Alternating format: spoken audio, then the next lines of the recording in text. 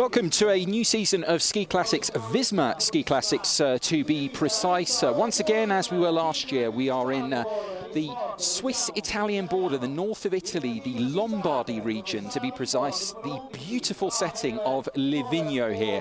It's a slightly different picture though to those of you who might expect December in northern Italy to be. You can see some artificial snow there, but there's not much of the real stuff around at the moment. That's no fault of the organisers, that's just Mother Nature playing difficultly with us. These are the conditions then ahead of our opening event of the 2015-2016 Visma Ski Classics season, the Pro Team Tempo, the time trial, which will be the focus of our attentions here in Livigno over the next couple of hours over this track, which has been wonderfully put together. The ski lifts and everything are operating, but I can tell you I've been skiing this week and just a few runs really that are in operation. As I say, it's very unusual because you go back just 12 months ago and there was lots of snow around here, but this is a big part of the world really for tourism. Livigno through the year, you think of in the summer, great walking around the mountains and everything, and then of course in the winter it's a fantastic location for both cross-country and alpine skiing. Beautiful cuisine here as well, a duty-free part of the world as well, and just some stunning pictures to delight in, even as I say, not as much snow as we normally expect at this time of the year here in northern Italy. Here is the Via Fontana, the main duty-free shopping street of Livigno. Plenty of bargains to be had there as well. And here we are then, building up to the team time trial, the first event of this expanded again season. 10 races, 9 race weekends, this is the first of them. We have the time trial today, and then we have the first of our ski marathons tomorrow, La Scambeda, very, very important historic race. It'll be Guy McCree here in the commentary box alongside the 24-hour skiing world record holder. What a title that is, Teemu Virtanen. Good to have you in the box, Teemu, and good to work with you this season. I mean, it's a great setting, isn't it? If slightly unusual here, looking around with the lack of snow this year. It is indeed, and it's a sad sight to see it in a sense. It's beautiful, of course, you know, but you know, it's not just Italy that's suffering from this. It's pretty much Scandinavia, you know, where I come from, Lahti. We don't have any snow, and I'm in December, so yes, but let's hope that the Mother Nature will be smiling upon us pretty soon, and we'll get that. But you know, it's first season, I mean, the first race in the season. You know, it's always kind of an interesting one, and I think this season will really be the season for marathon skiing or long distance skiing. I think it's going to be really an interesting season because we don't have any Olympic Games, we don't have the World Championships, so we have lots of these so-called pro skiers from the World Cup circuit coming to try their wings on long distance skiing. So it'll be interesting. Of course, today and tomorrow the distances are not really that long, you know, but it's good to have kind of a tempo race in the beginning, you know, kind of build up and take it from there.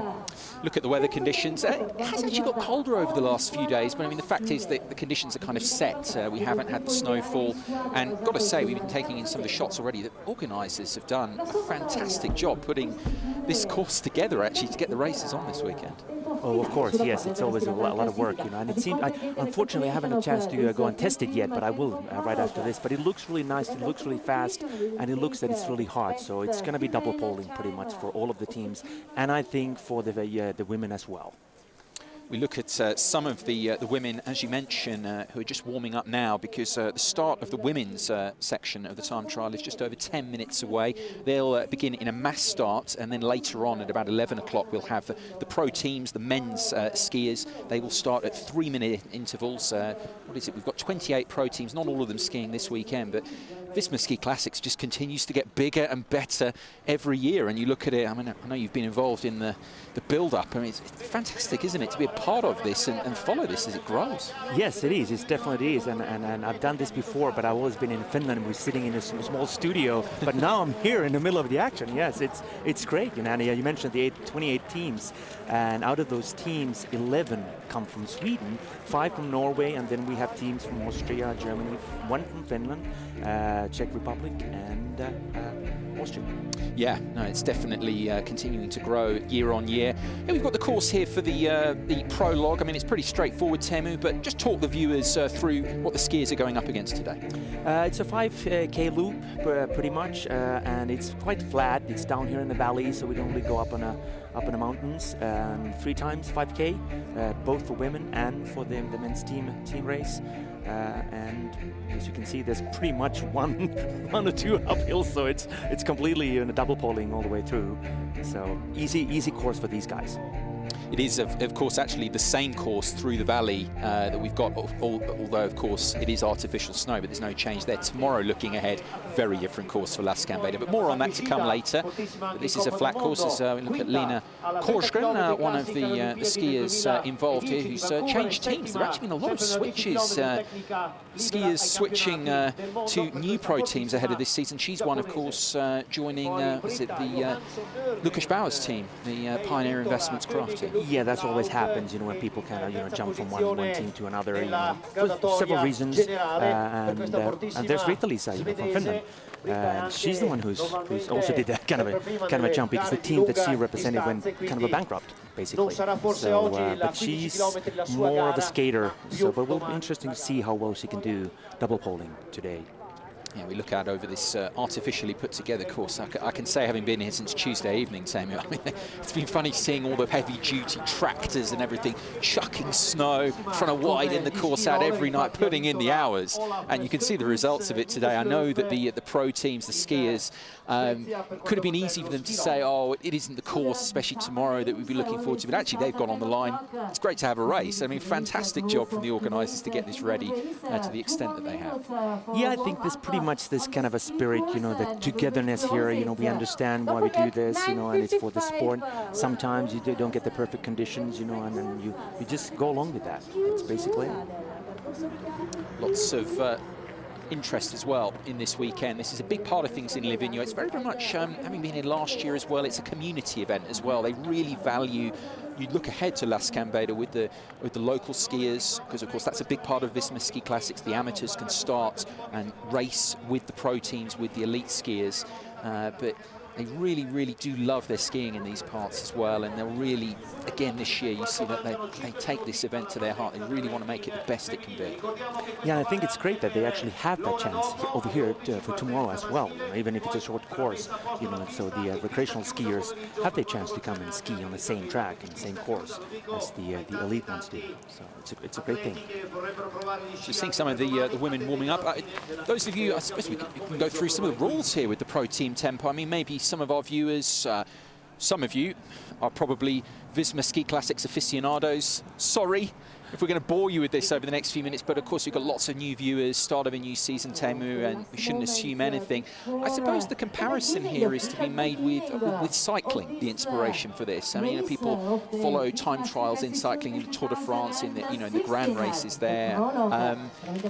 And how this continues to develop as well, because we've got the women's time, and basically that's then added to the 3rd best finishing time in the men's part of the race. And that's also 3 times, Yes. So it's a bit complicated, but yes, that's the way it works. Yeah, and I think these kind of events are really important for the sport itself. The building up the team spirit and all that. So it's important to have team. To get the teams on a pedestal as well, and put them on a highlight as well in a spotlight, it's really good. And it'll be interesting to see. Unfortunately, some of the teams like Lisa Plan, they don't have female skiers. So that's a bit complicated when you don't have one. Yeah, well, they'll be penalised in this instance, because really the time trial, the pro team tempo rewards the fact if you have that female skier, and then you've got, as you say, that 3rd best time. Most of the pro teams, in terms of the men's skiers, basically seem to have teams of 5 going out there, and they'll see who the quickest 3 are. Maybe a couple of drop-offs, save something for Sunday for Las Gambetta, but it is the 3rd best finishing time for each team, times by 3, and then that's added to the female skiers' time. Some teams, of course, have got more than one female skier. In that instance, it would be the best female skier overall. You think of Team Expirit with their couple of skiers, Sorana Bonner, the queen of Visma Ski Classics, but also, for that matter, Tuva Toftelstava as well. But most teams have got the one female there, and that time will go into the melting pot as the day, the morning continues. This is the start list then for the women's section of the Pro Team Tempo. Saraina Bonner, the three-time former yellow bib winner in Ski Classics. Of course, she won the Aura Fjellslopet as well. She had a difficult season last season, but ended it very well. Britta Johansson Nordgren, she's another one who's changed teams. She was with Ski Pro-Am, has gone to the Lager 157 ski team, won the König Ludwig Lauf last season. Then we have the current yellow bib holder, Katarina Smutner, who's also switched teams. Savini Madsus to Team Santander, the defending team champions. Annika Lufström there as well. Very, very strong skier, looking for a better season this time. Lena Korsgren, we mentioned already. And Temi, you just go down the list and there's an awful lot of quality there.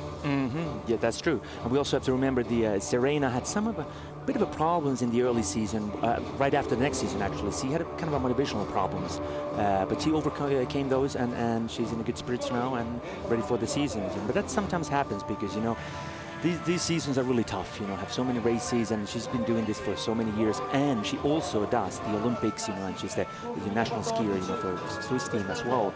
So it could be kind of, you know, taxing sometimes, you know, to do both. But now she's in a good spirits, you know, ready to fight today, although she likes hilly courses and tougher courses, so this definitely not her advantage, you know, this type of course, but we'll see how well she can do. Yeah, Katarina Smutner got the better of her on many occasions. So last season she was so consistent through the season, a couple of stage wins, and basically got that yellow bib wrapped up a few races early because she was so consistent.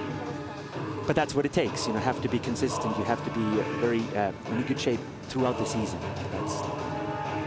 Britta Johansson Nordgren won her first Visma Ski Classics stage win last season at the König Ludwig Lauf there in southern Germany. She's looking for big things. I was speaking to her at the opening press conference yesterday afternoon here, and she's looking for big things. Lager 157 ski team could be interesting to watch this season. They made some big signings. She's definitely one of them. We talk about the others, the many people involved in this weekend. We get a look at them. It's not all about the elites, so we can make that point time and again.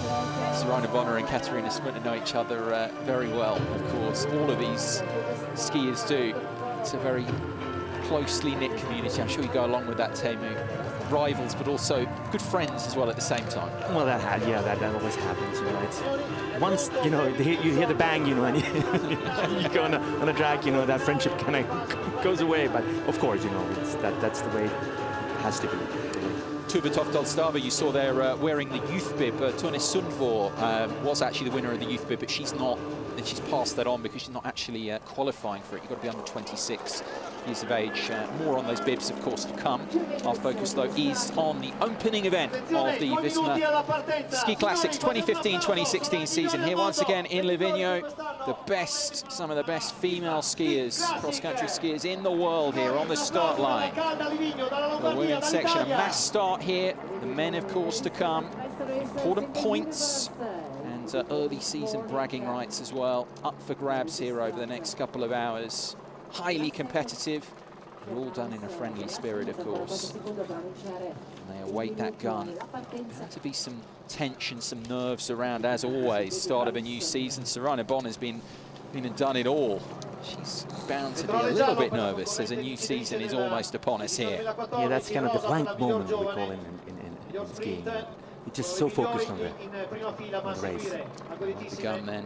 So 28 women on the start line here. Looking to give their teams, of course, a 15-kilometre course here. Their time will be added to the third best time from the men's section of the race. That'll be times by 3 added on to the time provided by the women here. David Nielsen, CEO of Visma Ski Classics, about to deliver the all-important gun. Just await for the right time to deliver it. Top of the hour. They are almost ready to go here.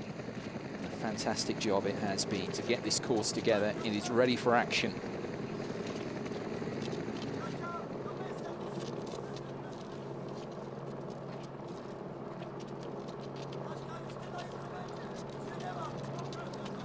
Start a second early, and that's why the skiers are being left to wait here until the clock ticks round. That's the worst, when you're kind of waiting for the moment. Come on, I want to go there, I want to go there.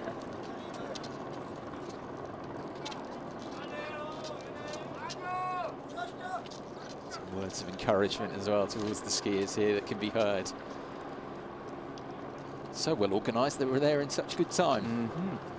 Almost there now for the starter's gun. Little bit of confusion at the off, but they are underway now. Saraina Bonner leading things off then for Team Experit. Followed, of course, alongside her by Katarina Smutner and the rest. The yellow bib holder, the rest of them as well. All underway here to begin this year's Visma Ski Classic season. The Pro Team Tempo underway here in Lviv. Did you see how nicely they behaved? They kind of waited. It was like, okay, are we going to go or not? It's like, you know, I talk about the friendship, it kind of like that atmosphere. Okay, are we supposed to go now? Or yeah, they are underway, and all the months of training and everything, Teemu, kind of builds to this. Talking to a few of the pro teams, they're regarding it as a warm-up a little bit for tomorrow and just getting the season underway, but still, professionally, they're going to want to put in a good performance here today at the time. Of course, you know, because this is the first time when you like facing the others, you know, the other team members from, you know, the other skiers. You kind of have to, you know, measure yourself, you know, against the others. You know, it's always the first race is always the toughest. You know, it's something. Because you don't, even if you've done races, even if you've done, you know, tough trainings and workouts, you never really know, you know, until you put the bib on, you know, and then race against the others. You know, that's the ultimate, you know, challenge. I mean, we see the early stages here. A reminder, of course, www.vismaskiclassics.com. You can see on your screen is the place to go. There's a brand new updated live centre there. We encourage you as well in terms of the social media, the Instagram accounts as well, at Ski Classics as well, on Twitter, Facebook as well. You can try and get in touch across the season, even if you're not at these races. If you're at home, send us in pictures, tweet them in, because it's great to see how everyone gets involved in their own way in a season of Ski Classics. You know, if you get to a race, of course, send us pictures, but we want everything from everyone. Try and get the involvement going, because it's such a big part of things here. Just interested, Teemu, here as we see Katarina Smutner, of course, fittingly, I guess, at the head of this pack to begin with. We've talked a lot about the changes and everything. This course, though, is as they would have expected. About the preparation and everything in terms of, you know, the elite skiers, what they would have been looking to do, because maybe people have followed it through to the Ski Classics final in Åre at the end of March. It's a long time, you know, between that and then the start of the new season. Just kind of summarise what they would have been doing, both longer term and also, I guess, the last few weeks building up to this. Well, for something like this, obviously, because it's a short distance, you know, both today and tomorrow, you have to do kind of like, make sure that you do a lot of tempo trainings, because we're still talking about a long distance, endurance sports. So for these guys, you know, they train, like Jürgen and Anders Haugland said, we train for races that take over 5 hours. You know, so that's what they do. They do a lot of 4-hour, 5-hour roller ski trainings, which means that when you do something like that all the time, you kind of tend to lose the tempo a little bit. So you got to make sure that you do these sprints and intervals and things like that. And for something like this, I'm pretty sure all of these skiers, at least the top ones, have taken that into consideration. Have done a lot of, you know, kind of make sure the nervous systems is ready for an action like this. But then again, we have to remember that the season is long. You have the Vasaloppet and Årefjällsloppet, long ones, you know, and tempo training alone won't take you there. You have to do the lot of long distance ones, and make sure that you can recover. You know, because once we really get into the season, when we have 4 or 5 ski races back to back every weekend, that is really tough and taxing for skiers, just to make sure that you recuperate from each race. Look out into the rest of the valley, the snow-free valley, as we look back towards this man-made course. They've just done the, I suppose, the climb, really. I mean, it's the one section, really, which is slightly uphill there, but really it's a pretty flat course overall, encouraging speed as a time trial really should do. I suppose, really, Teemu, in terms of the women's section of this race with the mass start, there aren't really any tactics. It's something maybe towards the men's section we might start to see referencing the cycling and everything. Maybe some of the teams, when you've got a group of 5, there might be some tactics going on there. But here, it's a more kind of traditional, fast race, hopefully. Of course, you know, in a men's side, you see a lot of tactics, because you have to remember that, as you said, it's the 3rd skier. So, for example, as I spoke with the Finnish team, the Team Peltonen here, and they have two really good skiers. They have the national skier Ville Nousiainen, they have Antti Lampinen, really good skiers. But then the third one, he's a good long-distance skier, but he's an older guy. He's 45 years old, Pasi Vuori. So he said, yeah, it's going to be tough for me to follow these two guys. So these two faster skiers, they have to make sure, that the third one can keep up with them. So there's a lot of pacing, making sure that the team stays together. So it's a lot of tactics, it's just like, then over here, it's just the fastest skier, just go as fast as you can. And by the way, it's really interesting to see that this is probably the first time that we see the whole pack of women doing double poling. I think it's the first race ever so far. I don't think anyone's using kickback today. Yeah, it's amazing, hasn't it, how it's developed now. I mean, the women are just, real specimens as athletes. I mean, to double pole around a race, 15 kilometers, as you say, even a year, 2 years ago, to get the whole field doing that, the women's field, it wouldn't have happened. But now, they're all so much stronger.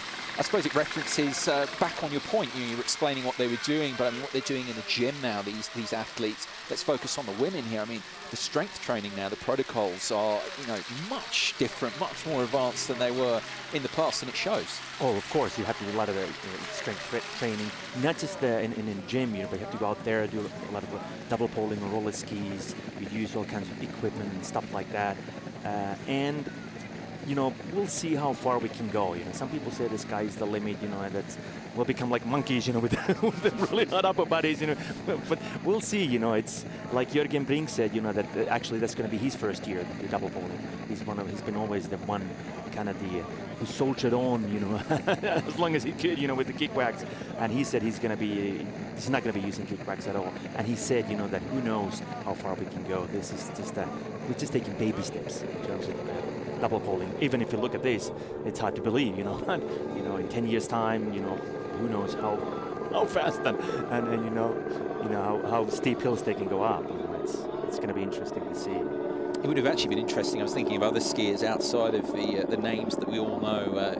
Speaking a lot to the Team Skistart.com team who are here this weekend, but it would be interesting to see that someone like Cristina Roberto with her physical build, what she would have done in this time trial for them. She's not here this weekend. She's coming back from surgery, Cristina, and just felt she wasn't quite, would have benefited more from a little bit more training rather than coming here to Livigno, but I think we'll see her in the new year for the Skistart.com team. So they're not, in terms of here, they've got Sarah Lindberg on the start line, who's very experienced, but Cristina not here. But as she said, it's going to be interesting how it develops, because they are all double poling, and you can see now they've almost completed 3 kilometers here of this 15-kilometer course. As we look around the rest of Livigno, the Montellino section there, skied down there yesterday, actually pretty tricky in parts, I have to say that, pretty icy. I got down without breaking anything, so well, that's good. I'm sure that's everyone's delighted about that. But they come round now, as I say, having completed just over 3 kilometers of the course now in a pretty good time, these women skiers overall ahead of the season. I suppose we see a lot of them, the big names at the front. We can have a little look ahead. It's not so much of a focus here in the time trial, but it will be tomorrow and in the rest of the races. What you see, I know you've done a lot of analysis in terms of the women's field this season. We touched on it, how it's stronger, gets stronger every year. Katarina Smutner here, I guess we start with leading here. How do you assess her chances in the season to come of defending that yellow bib, and where are her big threats likely to come? Well, I think she's going to be really strong this year as well. Serena, of course, is someone who can challenge her. Then we have some of the skiers like Kovalchik, Justina, that will do some of the races. Britta-Liisa Roponen is doing some. But most of the World Cup, in terms of women, most of the World Cup skiers, they're only going to do some individual races. They're not going to do whole season, which obviously going to affect them in terms of the overall results. I don't think that much will happen in terms of the women, but in men's side, we're definitely going to see some new faces and some developments. I think it's good, as you said, it's good to see more women, and it's growing all the time. And I think this year is really nice to see that, and we'll see more women there. But I think the top skiers will be pretty much the same ones that we had last year, and the ones that you mentioned earlier as well. Those are the ones that will be fighting for the overall. if you ask me, I would say that Smudna is most likely the one, you know, to claim the title again. But then again, you never know. I suppose the thing with Katarina is the team change makes her chances even stronger, because Silvini Matz's team is a very strong team, very, very well run team, Marek Paderski's team there, but Team Santander, best in the business. I mean, won the team competition. I mean, that will help her even more, because this is a big thing, isn't it, in ski classics, in cross-country skiing. If you've got a support network, you've got support staff, you've got resources, clearly that's not going to do you any harm. Of course, you know, that's what this sport is about. You know, it's the sponsors, you know, how well, you know, your team is shaped up to be, and you know, the kind of the overall strength of the team, not just the individuals.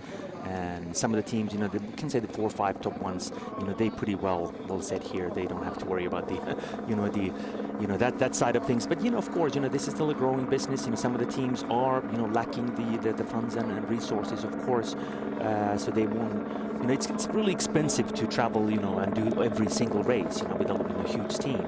So I know for a fact, you know, that that's a problem, you know, in terms of the, you know, more teams coming from my country, Finland, which is a huge skiing nation. I would love to see more ski teams, you know, from Finland than just Team Peltonen, and I'm happy to have these guys here, you know, but we should have more. But I know that it's tough to get sponsors, tough to get, you know, this, you know, skiers to focus on something like this, and they always juggling between, you know, should I do this or that, you know. That's like in Norway. The good thing is, you know, there's so many skiers that many of the young skiers, they decide to do this early on.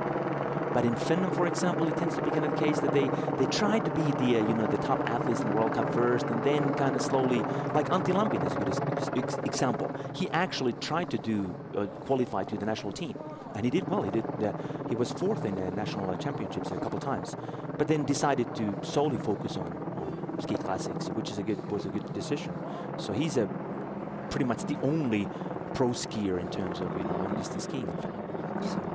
There's areas that can still continue to grow, but this is a sport, this is a competition, does develop year on year. We see Victoria Melina there from the Russian marathon team, who changes in personnel from last season. She's at the head of things here as they approach the first intermediate checkpoint, I suppose, really, at this 15 kilometres, the 5 kilometre mark, where we'll get some data through to maybe tube. But at the moment, it's, I suppose, Teemu, as we expect, a flat course.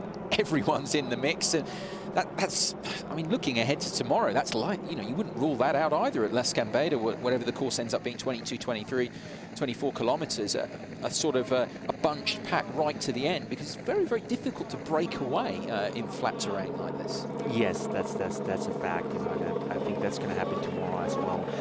And going back to the double polling, which is kind of interesting to see, because we'll see different kind of techniques. You know, there's some technical changes happening as well. And it'll be interesting to see throughout the season who's using what kind of technique in terms of double polling. And I think we're gonna, you know, focus on that a little bit later on, and then go through the different kind of techniques and styles, so to speak. Just coming through, actually, past our commentary position, not through, of course, the finish line, but this, you can see here, actually, is one of the sprint checkpoints here. Now, more on that tomorrow in the battle for the green sprint bib. It's not so relevant for us today, but it does provide a marker here, the 5 kilometre mark, just to see who's coming through. They're all pretty much in the mix, bunched together for the record. Tuva Toftalstava just getting the nod there over to Lisa Ropinen, but they're all together pretty much. The most important thing here is putting a good time on the board for their team overall, to be added to that 3rd best men's time, which will be multiplied by 3 later on. They really are emphasising the teamwork here, that element of it overall for these elite women today. You can see the times there. Make anything of that so far? Yeah, I mean, it's 13 minutes and almost 20 seconds. It's fast, but not that fast, actually. So it's, I actually expect it to be a bit faster, but come in, you know, we'll see much faster times, but it's not the fastest. It's hard for me to say because I haven't been on a track yet, so I don't really know how fast it is. It looks really, really fast. It looks like it could be a really fast track, but then again, with the artificial snow, you never really know. It could be a bit dirty as well, and there's a lot of curves in this one, and they could be pacing themselves a little bit. As we can see, the 10 skiers in the same pack, so it's kind of hard to say, but they're going at a pretty nice pace. Yeah, just over a third of the women's time trial gone now as they head through again. They've gone past us now. The sun continuing to shine on the valley here of Livigno. We continue to the next section of this race. As you say, they could be pacing themselves, keeping something in reserve for the next section to come of this time trial, but also, of course, for the race tomorrow. It's interesting, some of the pro teams, the men particularly, were saying that, yeah, we want to give, but we also don't want to completely kill ourselves with La Scambeda to come tomorrow, and you can understand that. So it's all these, it's great about cross-country skiing, great about the competition, all these little tactical assessments to make that they have to do in the course of a weekend, as you mentioned, in the course of a season when you've got consecutive race weekends, all these different issues that they have to deal with. Yeah, that's part of the mass sport, the mass type, sports. That you have to kind of, pace yourself with the pack and see what the others are doing. It's not an individual race. Indeed.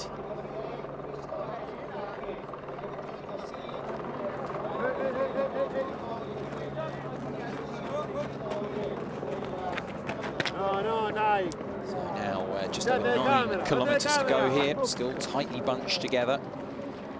Smutner and Melina, Bonner, and the rest here. Great noise around the track as well, right from the off. And listen to all this. It's not just the pro teams as well. There, a lot of the locals getting interested in this. Well, that's good. We need them. That's an important part of the thing. I mean, we'll make this point over the season a few times. I think we have to make it about the service staff within teams, the fantastic job they do. You know, they get no attention or anything at all, but an important part of the team, always the team directors and the skiers themselves make that point about them. Yes, that's true. You know, unfortunately, this is an equipment sport. You know, the gear plays a huge part in this sport, and believe it or not, but it's difficult. Sometimes it's difficult to find good skis, good pair of skis, and you go through so many pairs. You know, like the elite skiers, they go through like hundreds and hundreds of pairs, just to find the perfect one for each condition. For me, for example, it took me years to find a really good, kind of a package, so to speak, that I have, good skis for each conditions, because you have the hard snow, wet snow, really wet snow, and then the snowing conditions and so forth. It's probably the most challenging section of the course here, that little uphill, but I mean, for the best in the world, they can deal with it pretty easily. Yes, they train for those kind of steep hills. It's not a cascata climb or something like that at Marcialonga, thinking of the Italian races. That's a bit more challenging, particularly where it falls in that particular race. That'll be at the end of January, of course, as we really click into gear. Those of you not aware, Visma Ski Classics, this is the opening weekend of the season. Then we have a little break over Christmas and New Year. Then we go to the Czech Republic, to the Jezerska Padasaka. That's the 10th of January. Then the races come thick and fast, really. We have La Diagonella, beautiful race in Switzerland. Actually, just the other side of the mountains from here into Switzerland, in the little principality, little village of Zuos in Switzerland, near St. Moritz in the Engadine Valley. And then we go on from there. We have the Marcialonga, I mentioned, the world-famous race there in Dolomites. And then from there, it's to southern Germany, to the König Ludwig Lauf. Then a brand new race, Toblach Dobiaco Cortina. A couple of hours from Venice there. Very, very famous Alpine World Cup location there, but for the first time we'll be hosting a Ski Classics race in the middle of February. Then a little bit of a break again, and then we have the big remaining Scandinavian races in the month of March. The Vasaloppet, world-famous race, beginning of March. The Birkebeiner-Rennet was that the 19th of March, I believe, a couple of weeks later. And then we have the Ski Classics final, the Ski Classics final, the Orrefjellsloppet. And that's in Sweden as well. Right at the beginning of April this year, actually, about a week later than it was last year. That's all to come, all to look forward to. And Sofie McCree, Teemu Virtanen will be taking you through most of it over the season. Yeah, I'll do some of the races myself too. So yes, I was about to say. You might not hear me here, but I will be there on the track. Oh, we love to hear from your experience as well as you ski some of these tracks. But as I say, all of that to come. This is our focus this weekend. Great to be back in Livigno for a second year, because of course last year it was all brand new. It was the season opener, went really well. The organisers, talking to Luca Moretti, the president, CEO of Livigno Tourism yesterday, they're delighted with what's going on. Of course, they're not delighted with the snow not falling, but I mean, they've really done a brilliant job getting this race together. I think they see it as a big part of their community here, and they've got the race on, and it's exciting at the moment. The women here putting in a decent shift so far, coming up to halfway through this Pro Team tempo now. They look pretty comfortable, don't they, at the moment?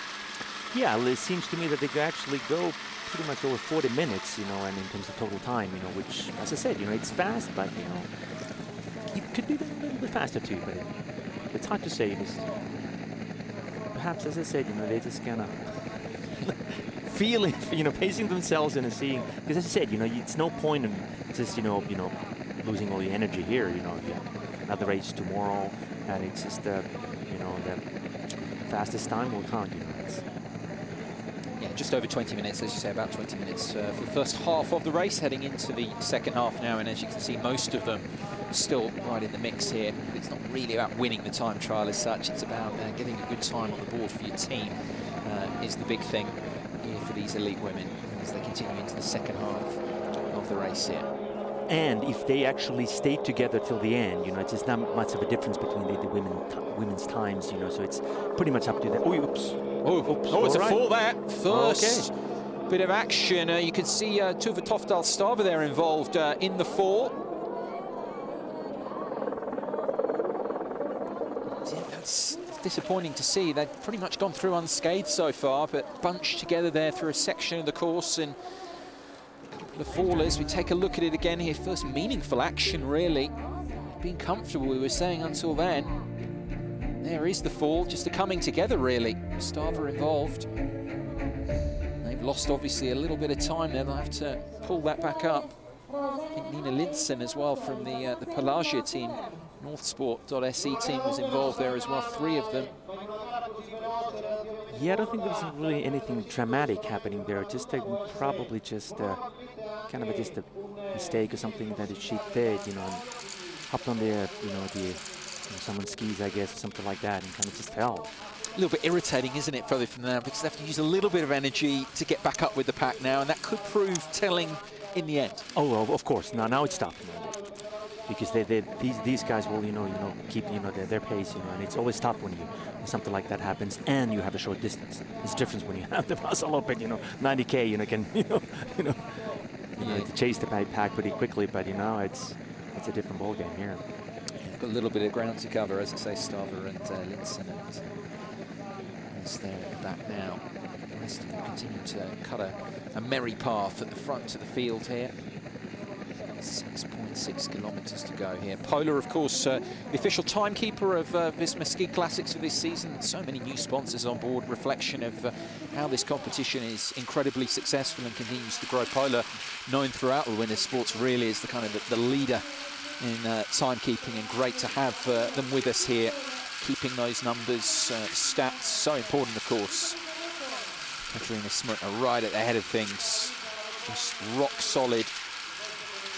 Now they actually go pretty fast, 24 kilometers per hour, 26. Now we go fast. Yeah, picking it up a bit maybe with just a little over 6 kilometers to go. The leading lights of Visma Ski Classics coming around this particular bend now.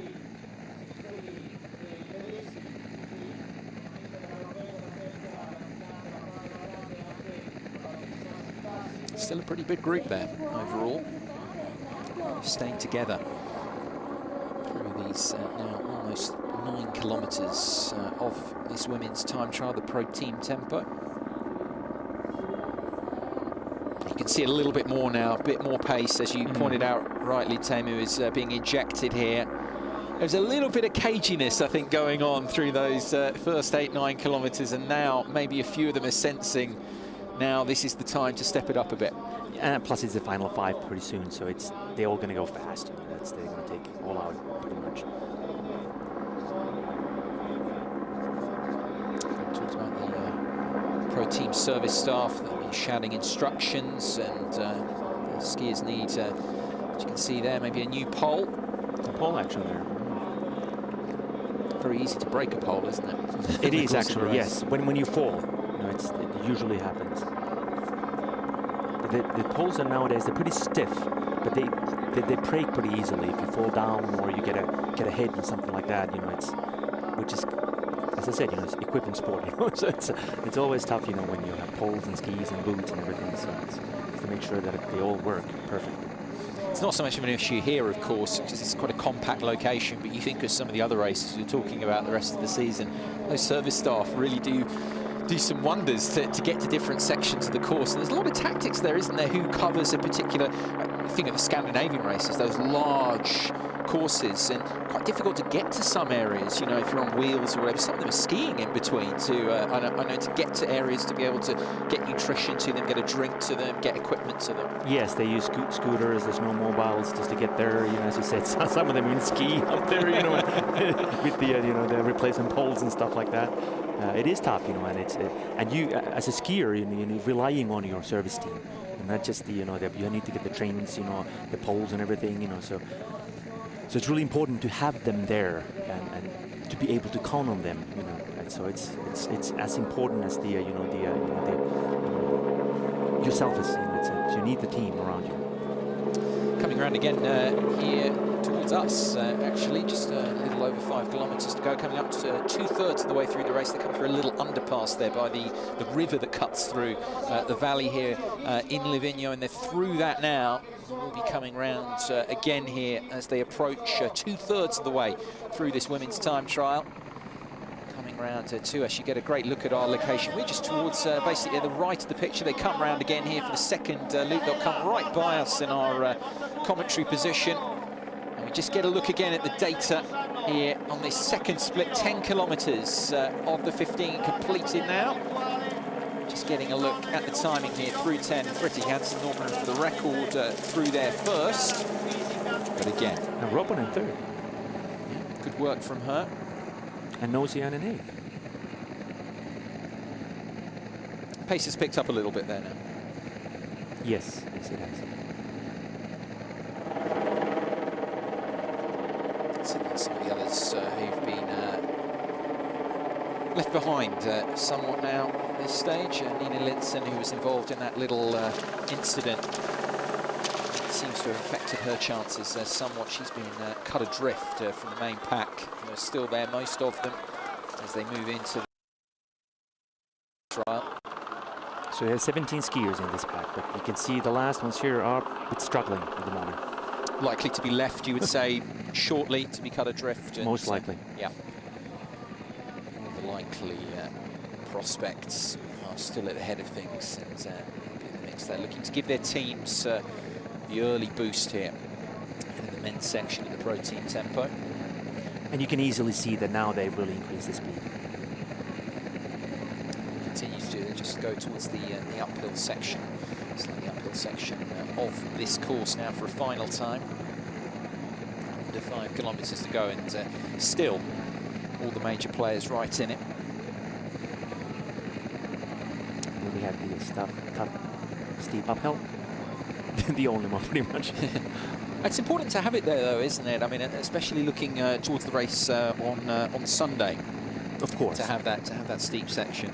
Because otherwise, as you mentioned earlier, if it's just a flat course all the way around, I mean, it's pretty difficult.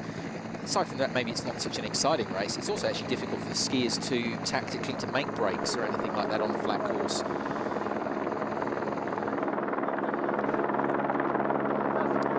Astrid Slint from the Team United Bakeries team, got a shot of her there. Britti Hansen looking very solid as well. She's a really good, and you can see she's really strong and good in a double polar. And right now you can see the different techniques. We come to the really steep hill, you can see how they do differently. But as I said before, speaking to her yesterday at the official press conference, seemed very, very happy, not just with the team change, but also the preparation. Said she put in a really good training block ahead of this, felt strong, felt healthy. Can never say that often enough about being 100% fit and healthy, how important that is. And she's putting in a very good performance for her new team, the Lager 157 team, right at the head of the pack. As you mentioned, Teemu, a few just starting to struggle with this pace being set by Norgren and the others, Smutner. Sorana Bonner trying to stay up with it. Yeah, it seemed to me that she had a bit of a problem in the uphill. She wasn't doing as well as surprising as well, isn't it? Because I mean, it's really her strength. I'd say the uphill, the area she'd be most comfortable. She's struggling a little bit with it. Yeah, probably not with the double pole. Yeah, she's better at the striding. Yeah, with the classic technique. Coming again now, trying to inject some more speed. 4 kilometers to go. It's time trial here in Livigno. Beautiful day. Oh, now we can even see some of the women using the herring, so to speak. So they're struggling. Technique-wise, we can see a lot of differences here. Well, this is, as you said, really. I mean, in the start of the race, they're strong. They're clearly stronger. But through this, still we see where this technique, where it can still go, where people are still developing with it, really. Yeah, and as you said, it's really good to have those couple steep hills, because particularly for tomorrow, that really makes a difference. And a slightly longer race, of course, less Gambetta. Not as long as we'd like it to be, but it will be longer than this. Britta Johansson Norgren continuing to look strong. She comes through just over 30 minutes now gone. A little under 4 kilometers to go. Final section of this course. Skied now by those leaders.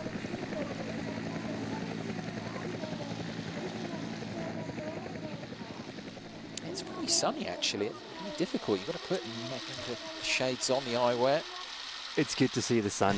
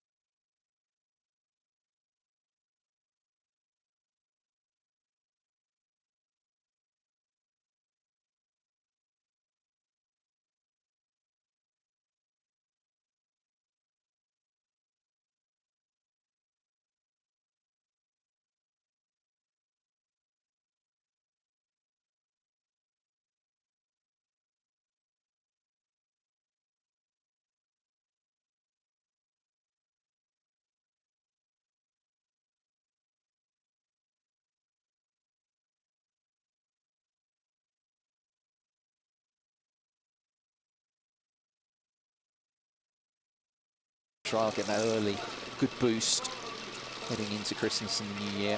That's what these women will be looking to play their part, looking to do. Exactly, and it's not that much about winning, it's just the time difference. That's why what these girls are fighting for is just trying to close the gap basically, and make sure that the time that they will clock here will be the best possible.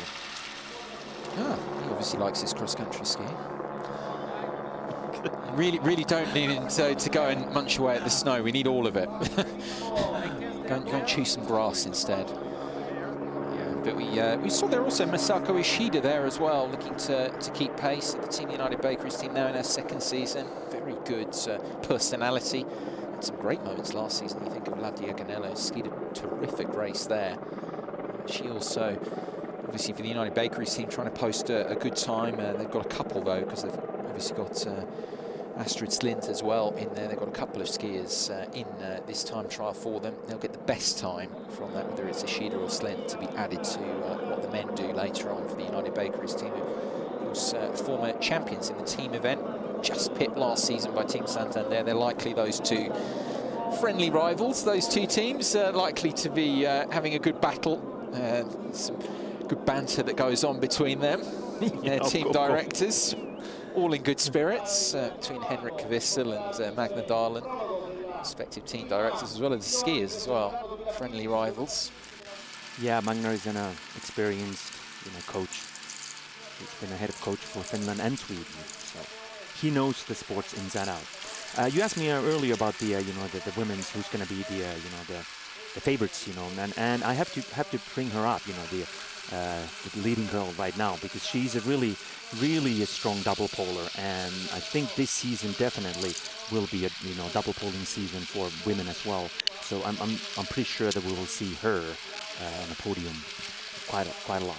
Yeah, she's talked also, Britta Johansson Nordgren, about naturally, of course, with her nationality and everything, but also the respect of the particular event, the Vasaloppet being a real focus for her this season, to do very well there. And as you say, with the double poling strength, you wouldn't rule out her ability there, because she actually put together a good race there last season. Of course, that was all really the women's race about Justina Kowalczyk coming in there and winning through, but Nordgren did a good effort there again at the Vasaloppet. You can see her doing well there. You can see her doing well on a lot of these courses if she continues to stay in this sort of shape. She looks very strong here at the moment. Probably the strongest, you would say, of the three here, just on looks. She does. Certainly.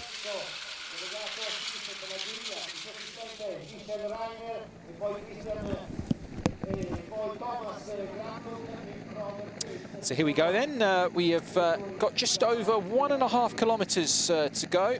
VismaSkiClassics.com, the place to go for all the best bits. We'll be speaking to the skiers who do best in this Pro Team Tempo shortly afterwards. Colleague Teemu Virtanen has just popped down actually to get a word with them now. So we will be hearing from them, the leaders, very shortly when they finish this. Time trial, the winning time is going to be set very shortly. Just 1.3 kilometers to go. Britta Johansson Nordgren looking very strong, but being hotly pursued by Katarina Smutner and others here. A pack of 5 now here at the front of this women's Pro Team Tempo. Nordgren leading it. So they're Lina Korsgren from Team Pioneer Investments Craft and Katarina Smutner from Team Santander. Just trailing Lager 157 ski teams, Britta Johansson Nordgren. But you can see others in touch as well, the likes of Misako Ishida from Team United Bakeries right there, as well as Sarina Bonner from Team X-Spirit as well. They're just trying to make up some pace now, make up some ground. Are they going to be able to do it now with just over a kilometre to go? It's really these three right at the head who look to be putting their respective teams right in the mix, giving them an early boost. A reminder, of course, with this Pro Team Tempo, it's the best female time for each team which goes forward into the calculation. That's then going to be added to the third best male finisher from each team later on in the men's section of the Pro Team Tempo. That men's time, the third best time, will be times by 3 and that will be added to this female time. But that's why this is important here, to see what the likes of Katarina Smutner can do here for Team Santander. You think of the likes of Anders Aukland and Tord Jedal, and they'll be interested here, seeing what Smutner could do in terms of posting that time, giving perhaps the defending team champions the edge, giving them a little bit of a cushion, a bit of an advantage over their rivals if she can win the time trial overall, get the best time, gives them a few seconds in the bank heading into the men's section. But it's all about getting your team in the mix for the big points. That's what these leading skiers look to be doing.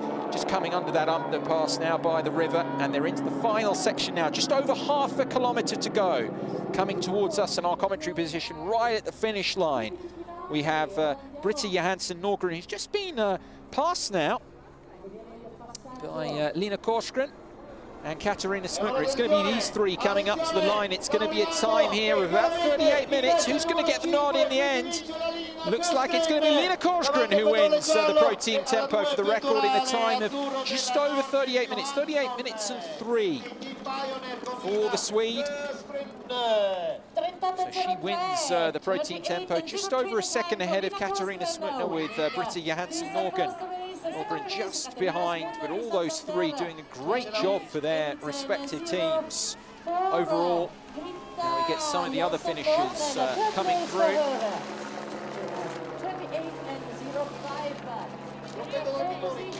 Some of the others now. Sarina Bonner seemed to struggle there a bit towards the end. That's not a good result for Team X-Spirit, winners of the Pro Team Tempo last year here in Livigno, but they're going to have to go some to match that feat, because she's finished almost 24 seconds back from Korsgren there. A lot of time to be made up, particularly, you would say, for X-Spirit there on the likes of Smutner, because Santander, their key rivals. Well, she's finished there 23 seconds behind Smutner, so that's not a good result for Bonner and for Team X-Spirit. We see some of the others now finishing. Victoria Molina started well, but did fade somewhat as it went on, finishing over 50 seconds back from Korsgren. Now some of the others finishing for their teams. These times will be taken forward. It's still important overall. You do have to record that female time if you're not going to be subject to penalties. You want to get all the team points. You need a female finishing time. That's why this work is important, even though these skiers have struggled as it's gone on. Tuva Tofdal-Stava involved in that little incident 7 kilometers in. Seemed to struggle from then on. Her time won't be carried forward. It's Soraya Bonner's time for Team Expert, which goes forward to the men's section. Shevchenko, Team Futura, Robinson Pet Shop. We haven't mentioned them so much, the Italian team. Well back, just over a minute and a half behind the winning time. Very strong effort from Lina Korsgren of Team Pioneer Investments Craft, the Lucas Bauer-led team. Bauer will be delighted with that because they have the lead after the women's section in the Pro Team Tempo. We'll be over to their male skiers now to see whether they can stay ahead at the end of things. Nina Lensen, another who was involved in that incident, and again she's finished way back, 2 minutes 17 seconds behind for the Pelagia Northsport.se team. So the women's time trial coming to an end now.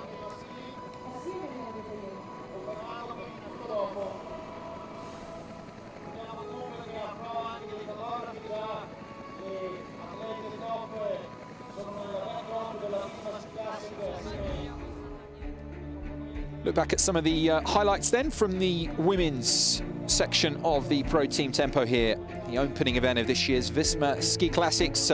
Pro Team Tempo won by Lina Korsgren of Team Pioneer Investments Craft. Unlike the other races though, it's not really about that, but still it's an early boost for her. It's after all the pre-season training and everything, to go and win that, get a little bump on the likes of Katarina Smutten, the defending yellow bib holder, and Britta Johansson Norgren and Sara Limborg, you can see there finishing 4th. Good result that for the TeamSkiStart.com team from the Bergslagen area of Sweden. She was a little bit back. Yeah, some of the top finishers.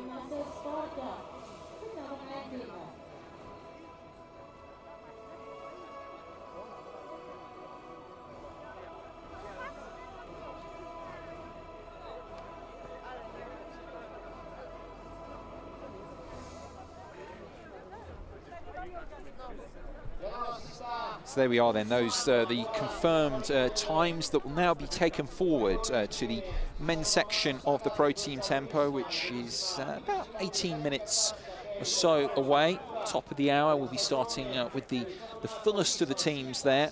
Much bigger competition, of course. It'll be starting top of the hour. It'll give us an opportunity in the meantime to speak to some of the leading women. Wrap up, really review that women's time trial before we, of course, switch attentions to the start of the men's Pro Team Tempo.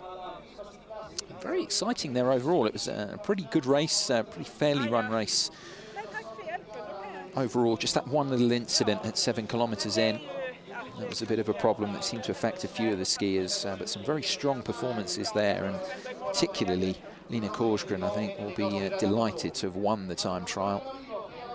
Really good time there overall.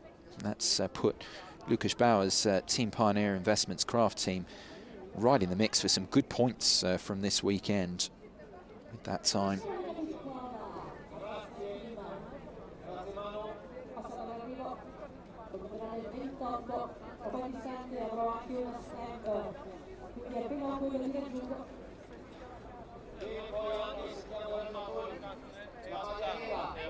So we see some of the men getting ready here overall, but as I say, that men's Pro Team Tempo just over a quarter of an hour away. It's going to give us an opportunity in the meantime to hear from some of the leading women in that Pro Team Tempo, the women's race that we've just seen, the likes of Lina Korsgren and Katarina Smuttner and Britta Johansson Norgren, the really best performers there.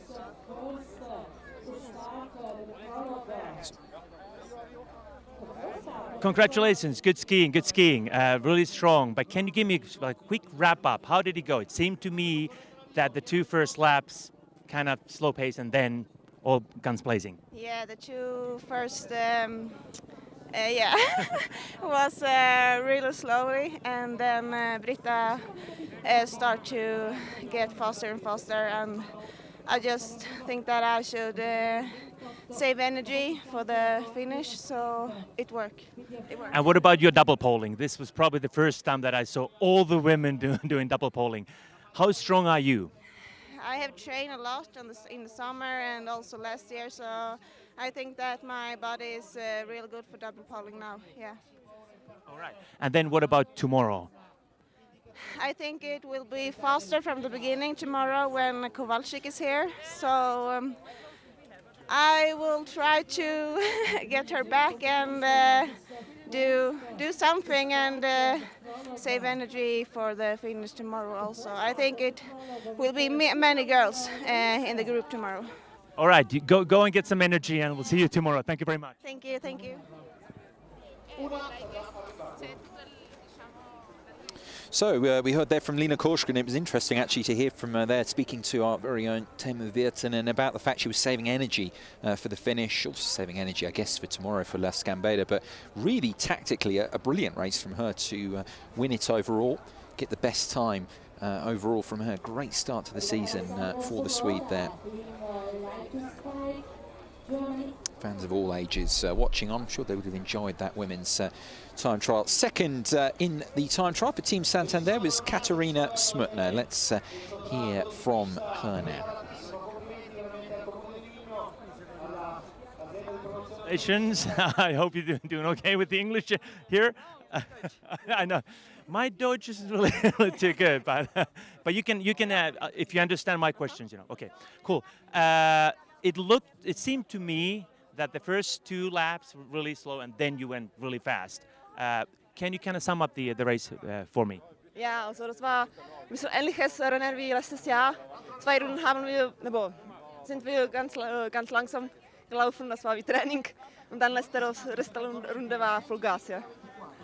This was probably the first time when all the women did double poling. So do you think that's going to be the pretty much the key for the season, double poling? Nein, das glaube ich nicht, weil bei Damen, das ist halb und halb. Also 5 Rennen Doppelpooling und 5 Rennen normal mit Wachs, ja, glaube ich. And what about tomorrow? Do you think this was a good kind of a opening race for tomorrow? Ja, also morgen wird ähnliches Wetter wie heute und ich glaube, die meisten Damen laufen mit Wachs morgen. Das war ein bisschen anders wie heute, ja. All right, then go and get some rest and get some energy and see you tomorrow. Thank you. Thank you. Bye. Some words there with Katarina Smutner, who's put together a solid time for Team Santander, who are the favourites for the team bib. It was interesting actually to see how many of the women were double poling, but we'll see over the season how important that is in the women's race. Important, more likely to be more of a factor this season, but you would still think that the classic technique will have an effect at some areas of the season. Britta Johansson Norgren finished third. We're putting in a very, very good race for the Lager 157 ski team. We're going to hear from her now, from the Swede, after that performance, third overall in the Pro Team Tampa. All right, really strong double poling for you. So can you kind of describe me the race a little bit? You did most of the work pretty much. Yeah, it was quite slow the first 2 laps, and it's kind of hard to go slow and it's so many people. And so I was trying to put some speed on the race, and I hoped that someone else will help me, but they didn't. So I was just going to try to have some seconds for Xperit and other teams. There was a bit of an accident there, a collision that happened on the course. Did that affect your skiing as well in the pack? No, I was in the end of the group, so I was behind the accident, but I think they come up quite quick, and I didn't think it was so much. And also there's a lot of talk about double poling. You're really strong on that particular technique. Do you think that this will be pretty much what you're going to be doing throughout the season, double poling? Yeah, I think so. I think I'm well prepared to double pole like all the races, so I will try to double pole. All right, good. And then what about tomorrow? What kind of tactics you have for tomorrow? I don't know. I think it will be maybe kind of the same race. It's not really a long distance race because it's only 25k, but it's a little bit more hilly tomorrow, so I think it can be some tough hill, and the speed is gonna increase uphill. All right, I'll see you tomorrow, hopefully on the podium as well. Thank you. Britt Johansen Nordgren there completing the top 3 in the women's section of the Pro Team Tempo. Nordgren finishing 3rd, just over a second behind Katarina Smutner, and then Smutner finishing just over a second behind Lina Korsgren. So Team Pioneer Investments Craft getting the early boost. And they take that time forward, all of them do. Heading into the men's section of the Pro Team Tempo. Get some interesting comments from them. Take a look back then at how the top 3 did it then, how they went through the women's Pro Team Tempo, the opening event, of course, of this year's Visma Ski Classics. Take a look at these.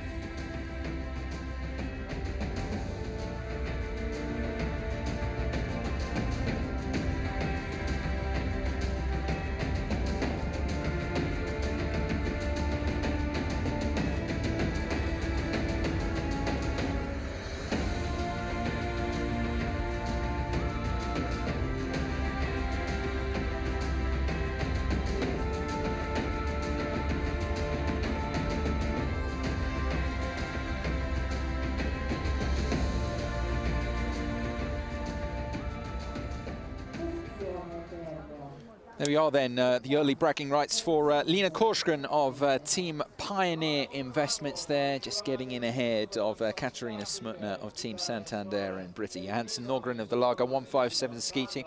They were the top times. Very interesting to see Sarina Bonner actually struggle so much in the end. Team X-Spirit, who won the Pro Team Tempo last year, are really going to have to go some to do it again this time, because if you think they're 22 seconds or whatever behind Team Santander. Very difficult to see, frankly, how the men are going to make that up on the boys from Santander in the men's race. Yeah, they may seem that it's not that much, but it is actually 20 seconds in a race like this. It's quite a lot. So I don't know. I didn't have a chance to talk to her after the race. It would be kind of interesting to find out what's going on, or maybe just we know that she's not that big on double polling. So, and this was a double polling race, and so perhaps just he couldn't keep up the pace. Particularly the final 5. As you know, the interview you said that was really fast. The first 2 laps, as we discussed, were kind of slow, and then they went all guns blazing. The final 5. It was interesting, actually. You were speaking to Britt Johansen Nordgren, saying she was waiting for someone to help her out a little bit, and that's the thing, isn't it, in cross-country skiing? Not just in the Pro Team Tempo, but we've seen in some of the races, when you hit the front, you have to do all the running and everything, so to speak. It's actually very, very hard to win a race from there. It's nice when you've got someone alongside you. You can, ski off each other, so to speak. That's true, and it's always good to be in a top. If you look at the Auckland brothers, particularly Anders, he's always there, like 2nd, 3rd, 4th. Particularly in double polling, you don't want to be in the end of the line, so to speak, because this is what we call a JoJo movement a little bit. But then again, it's not that good to lead all the time, because you're wasting your energy and all that. So. It's quite mentally draining as well as physically, I guess, just to be at the front, of these races for a long period of time. No one with you. Of course it is. But, I guess you kind of realized that and figured, she's just going to do this and, probably going to lose in the end. But she did well, and she said she's going to be doing double polling pretty much, the season throughout. Unlike Smutner, who said, that maybe half and half is what she or the girls might be doing.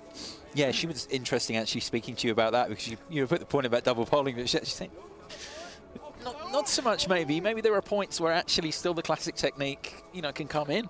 Wax can come in over the season. Which is good to hear, there's a lot of talk about the classic technique, is it going to disappear, vanish, it's, some of the old Norwegian legends is hopped on the barricades, saying like we have to ban this, but it's the evolvement, we just can't stop it, this happens with everything, not just skiing. So now we build up, of course, to the men's race and the men's Pro Team Tempo. We'll be starting top of the hour. We're about 6 minutes or so away from that. We start a bit of information for you on this. Of course, we've got many Pro teams involved. We'll be filling you in on them about their journeys, about their sponsors, over the course of this race, because that's a big part really, I guess, Teemu, of the weekend, is the opportunity for the teams from their point of view to get out in the colours, show everyone what they're about, give their sponsors a shop window as well on the opening weekend of the season. Of course, that's why this this whole thing has been created, you know, and I think it's important. It's really important, not just for the team, but for the sports itself, and for cross-country skiing, for long-distance skiing. It's good to have these teams. It's good to have them in a conspicuous place, so to speak. You know, now we can get to know the teams as well, because this is a team. It's an individual sport, of course, but this is a team sports as well. When we talk about teams, just like in cycling, it's, you know, the teams consisting of different nationalities, which is also interesting. Yeah, we've got the first team lining up here, who are going to get a big focus actually starting off, because of course we have 3-minute intervals, but the German team here just getting ready on the start line. How are you pronouncing it? Team Leichtathletik? Yeah, is that how it is? German team, I think. Yeah, the ski. Yeah, those are this particular special skis, you know, roller skis that with the really big wheels, and you can go like on a terrain as well. Skike, I don't really know how they pronounce it. You know. Skike, I guess. Skike, yeah. We'll go with that. Temperatures now getting a little bit warmer, actually, just below freezing now. I mentioned this team, they're getting ready to get underway. They're going to have to wait a few minutes, though.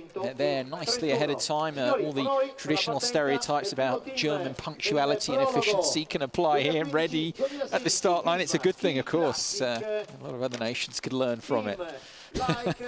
But no, a little bit about them as we look at the start list. I mean, it's great, isn't it, that we've got so many teams here overall we're going to talk about over the next hour or so.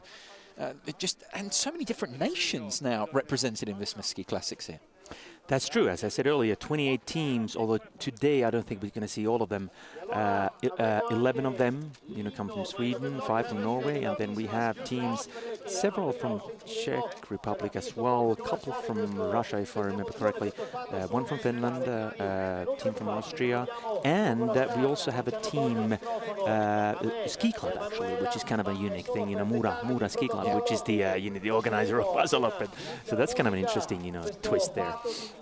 Yeah, but it's just great, isn't it, to see how it develops, because, of course, traditional Scandinavian strength, but all these teams, you mentioned it'd be nice to have more teams from Finland, from United Finland, but so many different countries represented here, and that's what we will be focusing on here, and everyone looking to get a vantage point of the race, them included. Maybe they just want some mid-morning nourishment. Maybe they're just enjoying the sunshine. I guess they are. Wondering who these guys are, you know, skiing around them. Who've invaded our valley? It's the Visma Ski Classics we'll have, you know, some of the best cross-country skiers in the world, and everyone wanting to get a look overhead. As this men's pro team tempo is about to begin. So much work put in behind the scenes here by the organisers to get this ready. And a very interesting women's pro team tempo there. We hope for more of the same here as the men's leading teams get underway. Different numbers, actually, aren't there, that can be in each team? We'll see that, numbers of skiers, but typically 5 is the sort of number across most of the teams that I have entered here. And it's that third best time overall, times by 3. So it's the third skier's finish time, that's the key thing. That's times by 3 and added to the female skiers' time, of which we've seen already. And we also have to remember that the participants are also awarded some extra points. Yes, you know, yes. which is important for the overall. So that's why most of the skiers try to do this. Yeah. Marcel Bock from the team here. One of the team members, he's 27 years of age, Bock. They're very excited about things, and they're about to get the men's pro team tempo underway very shortly. This team, newly formed German cross-country ski team, there is their roster, really dominated by a section 3 skiers. They're all born in 1993. Alexandra Svoboda, Martin Weichit and Robin Frost, all 93 births. Very excited to be part of this. They say that double polling is going to be the big thing for them this season. They might struggle at some of the races, just looking solely at that strategy, but they're likely to do well here with that, because this is a quick course, fairly flat one. And it's always good to see some youth in these races. You always need new skiers coming through. And they say they've got ambitions to build something great for the future. Team like Skike about to get the men's pro team tempo underway here. You wait the gun to begin. It is almost 11 o'clock local time here in northern Italy. See what they can do. 10 secondi.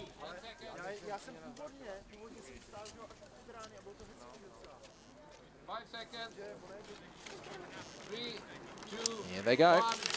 They're underway. The men's pro team tempo is underway with this brand new German team, one of the new teams in Visma Ski Classics, getting us underway.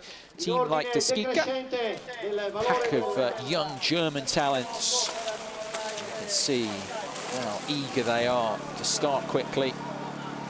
Double polling with intent right from the off here.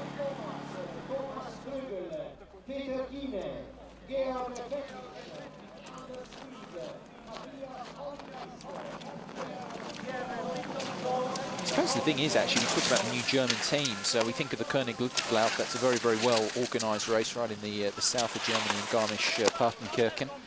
Oberammergau, to be precise, is the little town that it's, say little.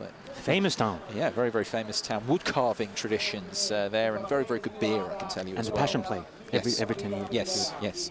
But we think of that there, very, very well organised. But it's nice now to have these German teams actually being represented. So they've got their race there, but they've also got teams here as well.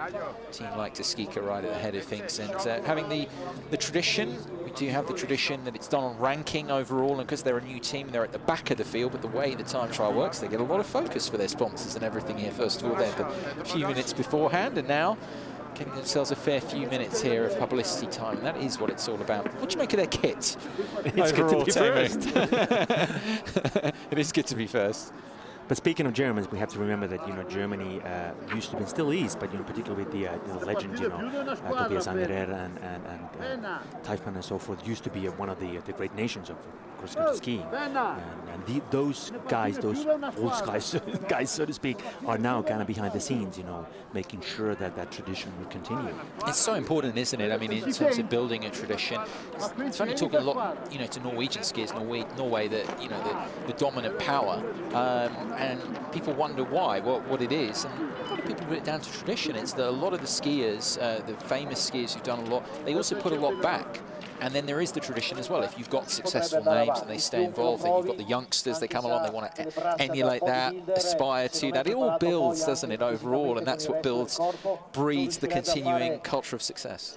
Yeah, it's a circle that kind of goes around. You need that. You need not just you need the good skiers, but you need the community behind it. You need the kind of the excitement, that goes around. Per arrivare fino all'ultimo team Norway is a special case.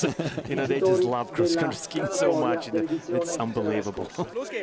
Got our next team here. They'll come through thick and fast. The ski marathon team Austria. We said new teams from Germany, new teams from Austria. One of them here with us this weekend. Simple philosophy for this team: be a part of it, and that's what they are. This weekend, the opening weekend of Visma Ski Classics, and they're now underway. 3-minute intervals, remember. So it is thick and fast, getting them off the start line. Looking to do well, Teemu. They're saying beforehand that I suppose the long distance races in Central Europe they're looking for. I guess here and also the Jezerska as well. They would look to do nice things. Because the Czech Republic too far away from where they're based, where that race is. But the other big thing is, well, they just want to build awareness. And Lukáš Bauer's been saying that with his team, Team Pioneer Investments, Czech Republic, build awareness across country skiing, build the sport through Central Europe. Having these teams helps maybe to develop towards that goal. That's really important because we have to remember that in Scandinavia, we look at things differently because skiing is really big in every country, in Norway of course, but Sweden, Finland too. Skiing is still, cross-country skiing is a kind of a national sport. Still, even if like in Finland we've gone through some turmoil in the past, but it's still a big sport over there. But it's a bit of a different case here. It's when you come to places like this, it looks so perfect. You might think that okay, it's a really big sport here, but it's not that big really. Have to remember that. In Germany, football, and sports like that. Obviously, the people put their focus on. But it's growing. It's growing, and it's a really good sport in terms of keeping yourself fit and all that. And that's what people are realizing. Talking about just regular folks. That it's a really nice sport to go out there. The conditions are good. It's one of the greatest. Enjoy the scenery and so forth, which actually makes the Visma Ski Classics and all of the the long distance ski races kind of a unique experiences, because you go in these beautiful scenarios and you see all kinds of the atmosphere is wonderful. It's tangible really, so it's an experience that I really recommend to go and experience and see for yourself. Yeah, I mean, if you look at some of the younger skiers in this team, George Petric, for instance, he's 28 years of age. For some of the younger ones overall, as you say, the opportunity to be involved in this as well, alongside maybe racing, sometimes in World Cups as well. It's all building experience. Go to the other end of the team, the team director, Peter Keen. He's right at the other end of things. Now, maybe he doesn't want me to mention his age, 46 years of age. Great to have him as part of the team as well. Good luck to them. The ski marathon team, Austria.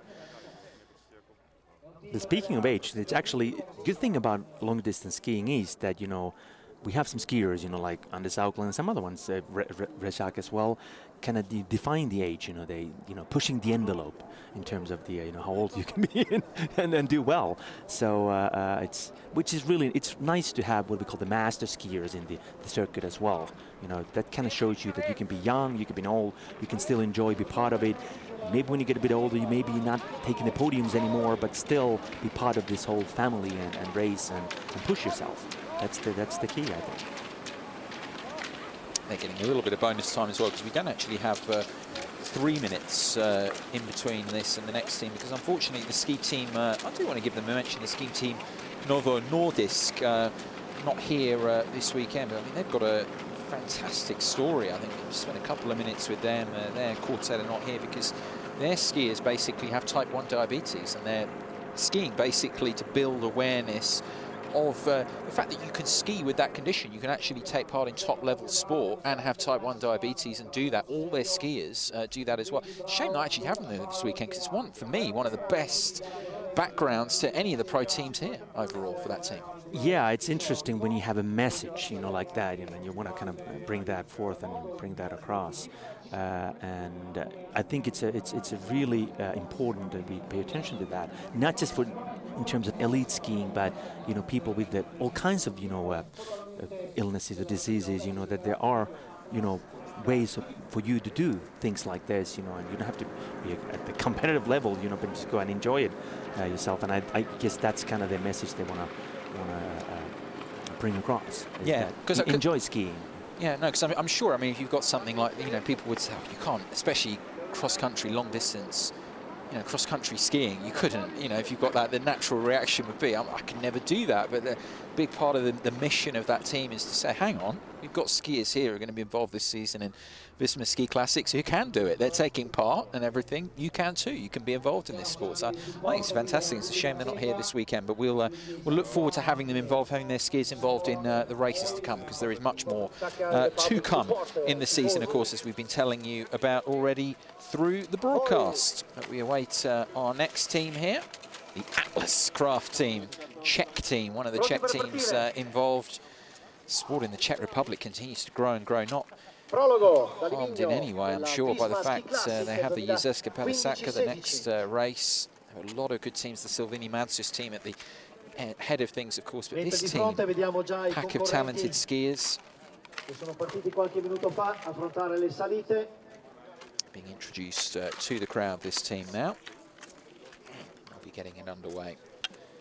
Skiing in the Czech Republic is an interesting one because just the numbers that they seem to have. I mean, we'll hear from the Silvini Matsis team later, but you know, they say they've got 120 skiers in their club overall, and they really place an emphasis on the amateur side of it. You know, people looking to enjoy and just get involved, get a love for cross-country skiing. That's what this team is all about as well. The Atlas ski team underway then, third of the teams getting their pro team tempo bid going. Well, that's actually good to hear, you know, that they're doing quite a lot of work in these countries where the cross-country skiing isn't really the number one sport. And Jizelska, it's actually interesting to know that they usually sell out pretty quickly, so which we don't even do in Finland. Some of the ski races in Finland, we know that's not a sold-out show, so to speak. So it's good to hear that, you know, some of these Central European races are really popular. Yeah, a reminder again, of course, www.vismaskiclassics.com, the place to go for live odds on the races. Of course, NordicBet, a key sponsor partner of ours on in terms of the bibs this season, and partner of Visma Ski Classics, but also stats and the best interview bits and pieces as well to be found through the live centre. VismaSkiClassics.com, the place to go for that. The Atlas team underway. Have other teams starting as well very, very shortly.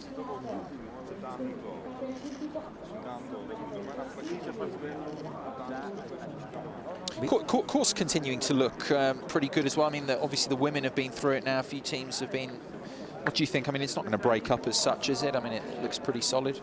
I think it's going to be pretty okay throughout. Now, of course, the sun is up there right now, so it's going to be warmer towards the end, which is another tricky part of skiing, is that, you know, the conditions, you know, particularly over here in Central Europe, they tend to change a bit. So it's not kind of an, you know, even thing for all the teams. Because right now, I would assume that, you know, for these teams that are in the beginning, you know, it's going to be a bit faster.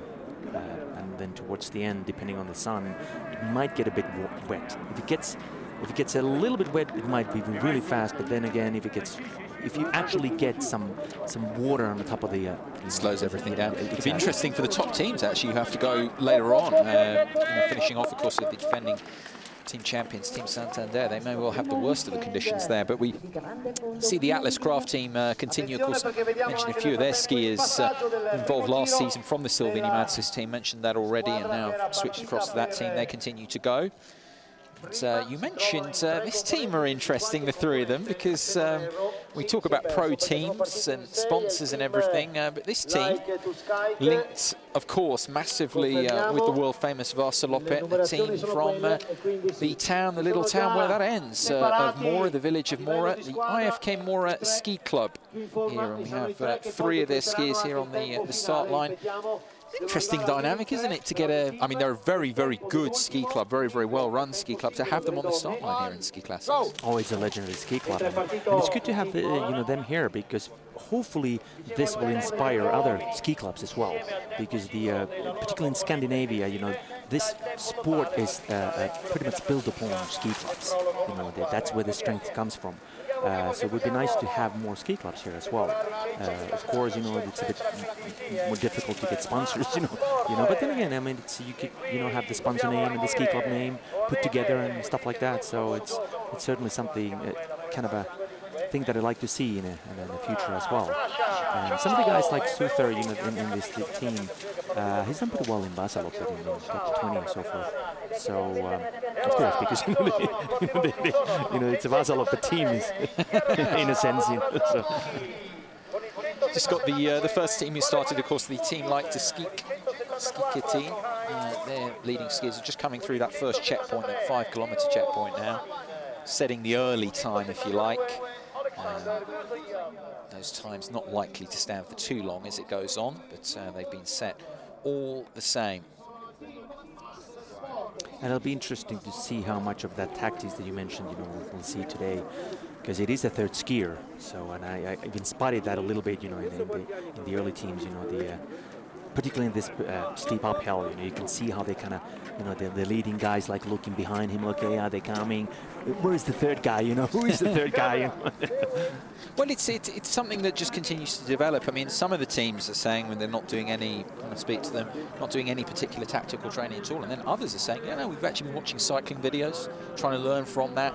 Some say there's not really a lot you can learn. Others saying, yeah, there are a couple of things we picked out from it. Then others saying, actually, we've simulated some situations in the training. So I just find it interesting. No one seems, there's no set view on it, really. It's only the second year of this. You've got to remember, last year, I don't think we saw too many tactics with it. I think we saw Team Coopers, they were there now. Team Spirit tried to do a little bit. I think they were helped by the fact it was a little, effectively a time trial in Östersund or whatever, that a lot of those skiers who were involved last year took part in, so they had that benefit that they'd already skied together in a similar situation. But generally, I think it's just something that is still developing, still in its early stages. Oh, of course it is, and we always do these parallels with, cycling, but we have to remember that cycling, as it is, as a sport form, has been, existing ever since, the early 19th.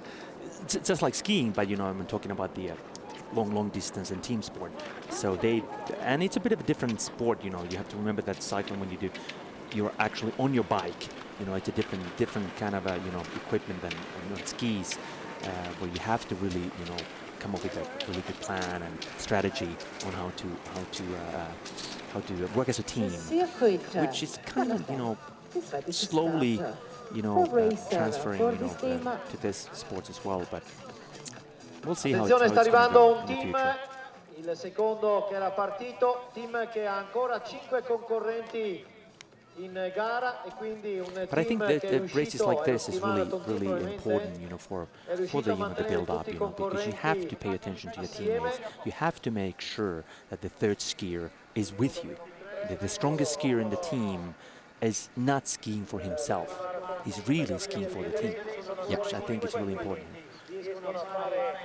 You can see here overall, teams who didn't have females participating, overall they are penalised to some extent. You can see the total time, because they basically get the winning time and then they get a further penalty on top of that. So that's what you can see, their pro team time there as they come through the first 5 kilometres. That's the reason, because some of these teams have only got the men taking part in the race. Be less of an issue as we go on, because we've got those female skiers from earlier who posted times. They'll be added on, but you can see some of the teams here, they didn't have female representatives earlier, so they just get the winning time of Lena Korsgren, and then a penalty on top of that as well, in terms of their total time for the pro team tempo. You can see those two teams making good progress rounds. And hopefully, in the years to come, we'll have, each team will have at least one female skier. Maybe not next year, but the year after. Let's hope so.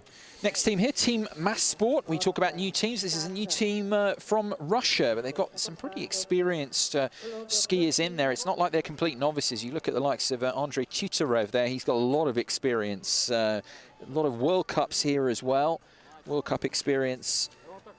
Not even all the ones, I mean, Tutorev we know from Visma Ski Classics sprints actually last season, getting points in the sprint stages, but we've got others as well who've been involved in World Championships, in World Cups. Tutorev, I suppose, the leader of this team, ranked 69th overall in Ski Classics last season. Some of these other names involved as well.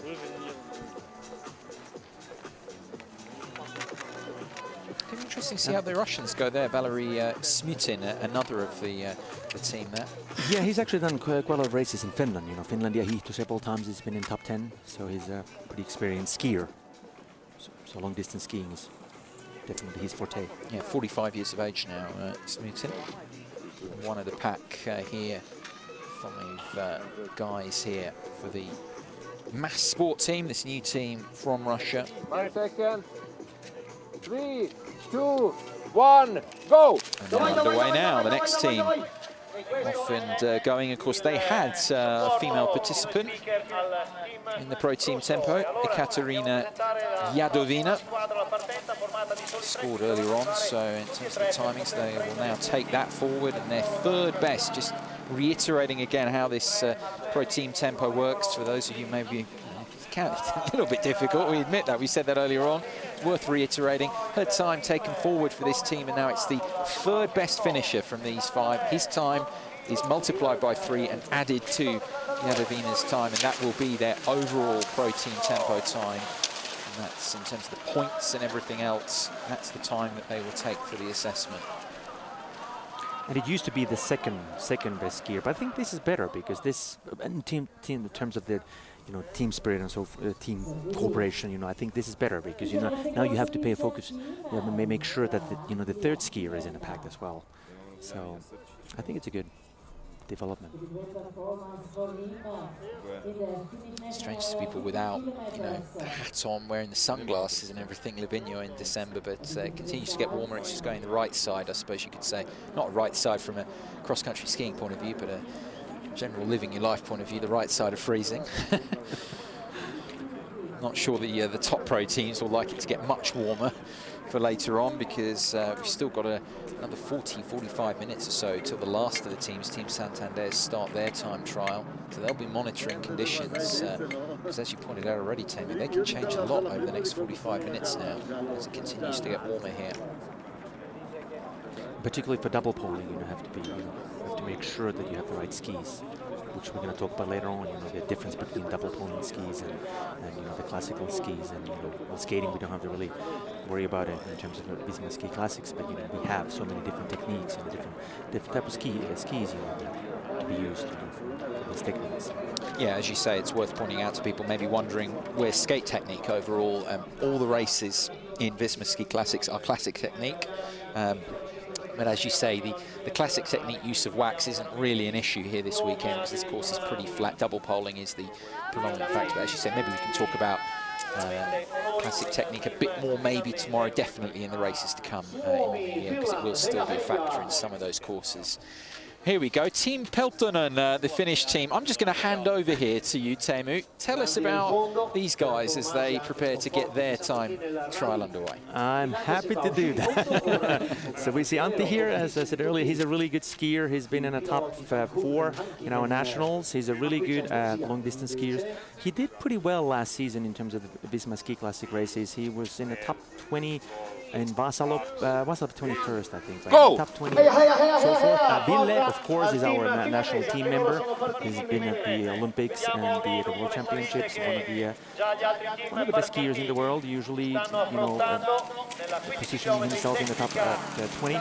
And then Pasi Vuori is the master skier in the team. He's 45 years old. But he's a pretty solid skier. This one's gonna be really tough for him. He's not that fast, but he's a really strong double poler. He's a really strong one.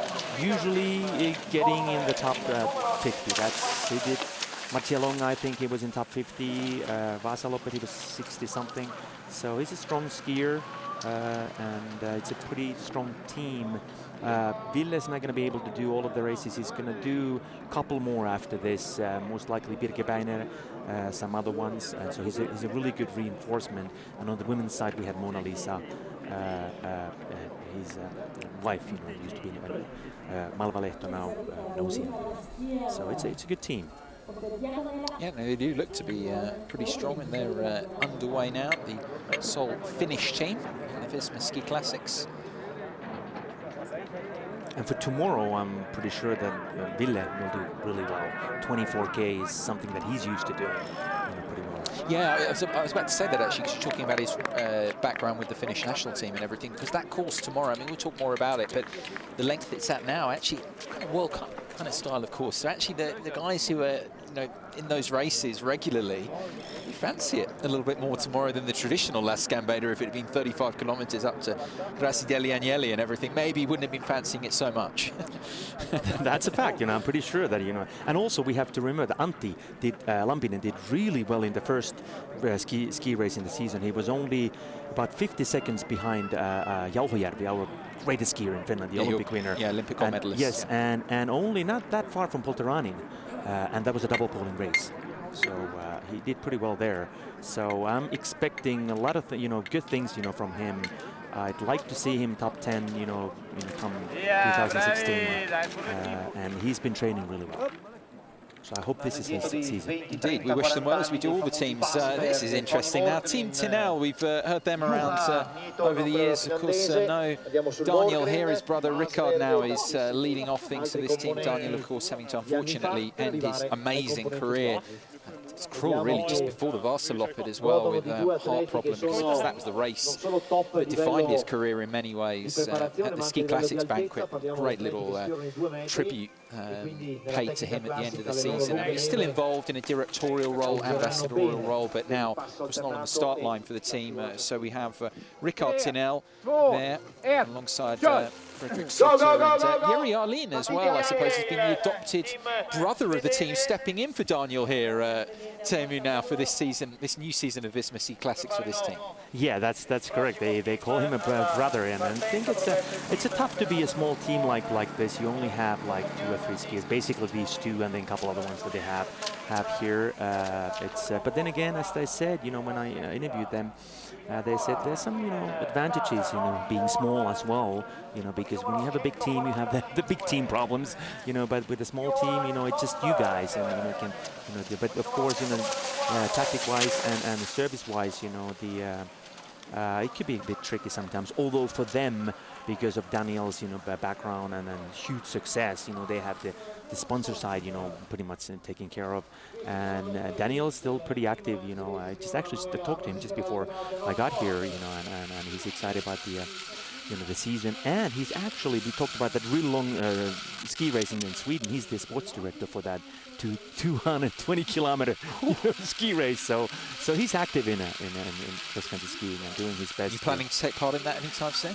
I actually, yes, but the problem is that I have that 24, you know, the week before. So if I recuperate, you know, recover, you know, maybe I do. You just want to put your body through more and more, don't you? Yeah. See, you know, where's the point, you know, I'm going to die? How far can I go? Not reached it yet. Keep pushing, keep pushing.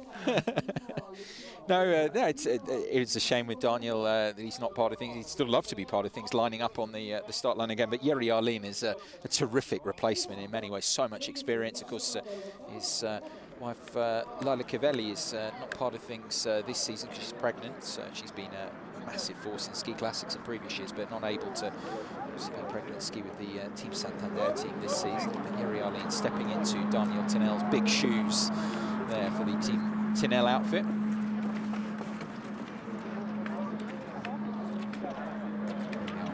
Through the early stages of this 15-kilometer prologue course, same course as the one, of course, skied earlier on. Our next team here, change in sponsor for this one, the Pelagia Northsport.se ski team.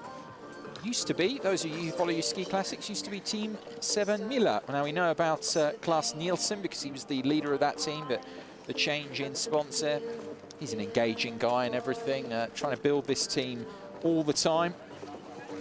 A lot of experience beyond Rydval as well, someone with good experience as well, top 50 finish overall last season. And for those of you wondering what the 7 Mila means, it's a ski race in Sweden, a famous one, 70K. 70K race. They're underway, these 4 now. The Pelagia Northsport.se team, as I say, just basically moving on from being the 7 Milia team from last season, inheriting the ranking, led by Claes Nielsen, team leader. They got a good reinforcement though. We saw her earlier on, Nina Lindsen, but she struggled being involved in that little incident, the fall earlier on, and finished way back. But of course, her time taken forward by these guys. The third finisher from this team whose time is tripled and then added to Nina Lindsen's time overall to give the Pelagia Northsport.se team their total prologue time, whatever that will be. And here you can see like the fourth skier is already struggling, you know. We haven't even skied half a kilometer, you know. But that's the way it kind of goes, you know. If you have 4 members, you know, or more, you can stop pretty fast. But if you only have 3, you got to make sure that the last one is in the pack as well. A lot of activity on the course as well. So there's people at the side. They do a good job as well, just making sure there are stewards around as well, because you don't want people getting on the course so much into the trails particularly. keep those in peak condition for the skiers, because we've got many more to come. Still 35 minutes or so before the last of the teams. Team Santander are at the start line to begin their time trial.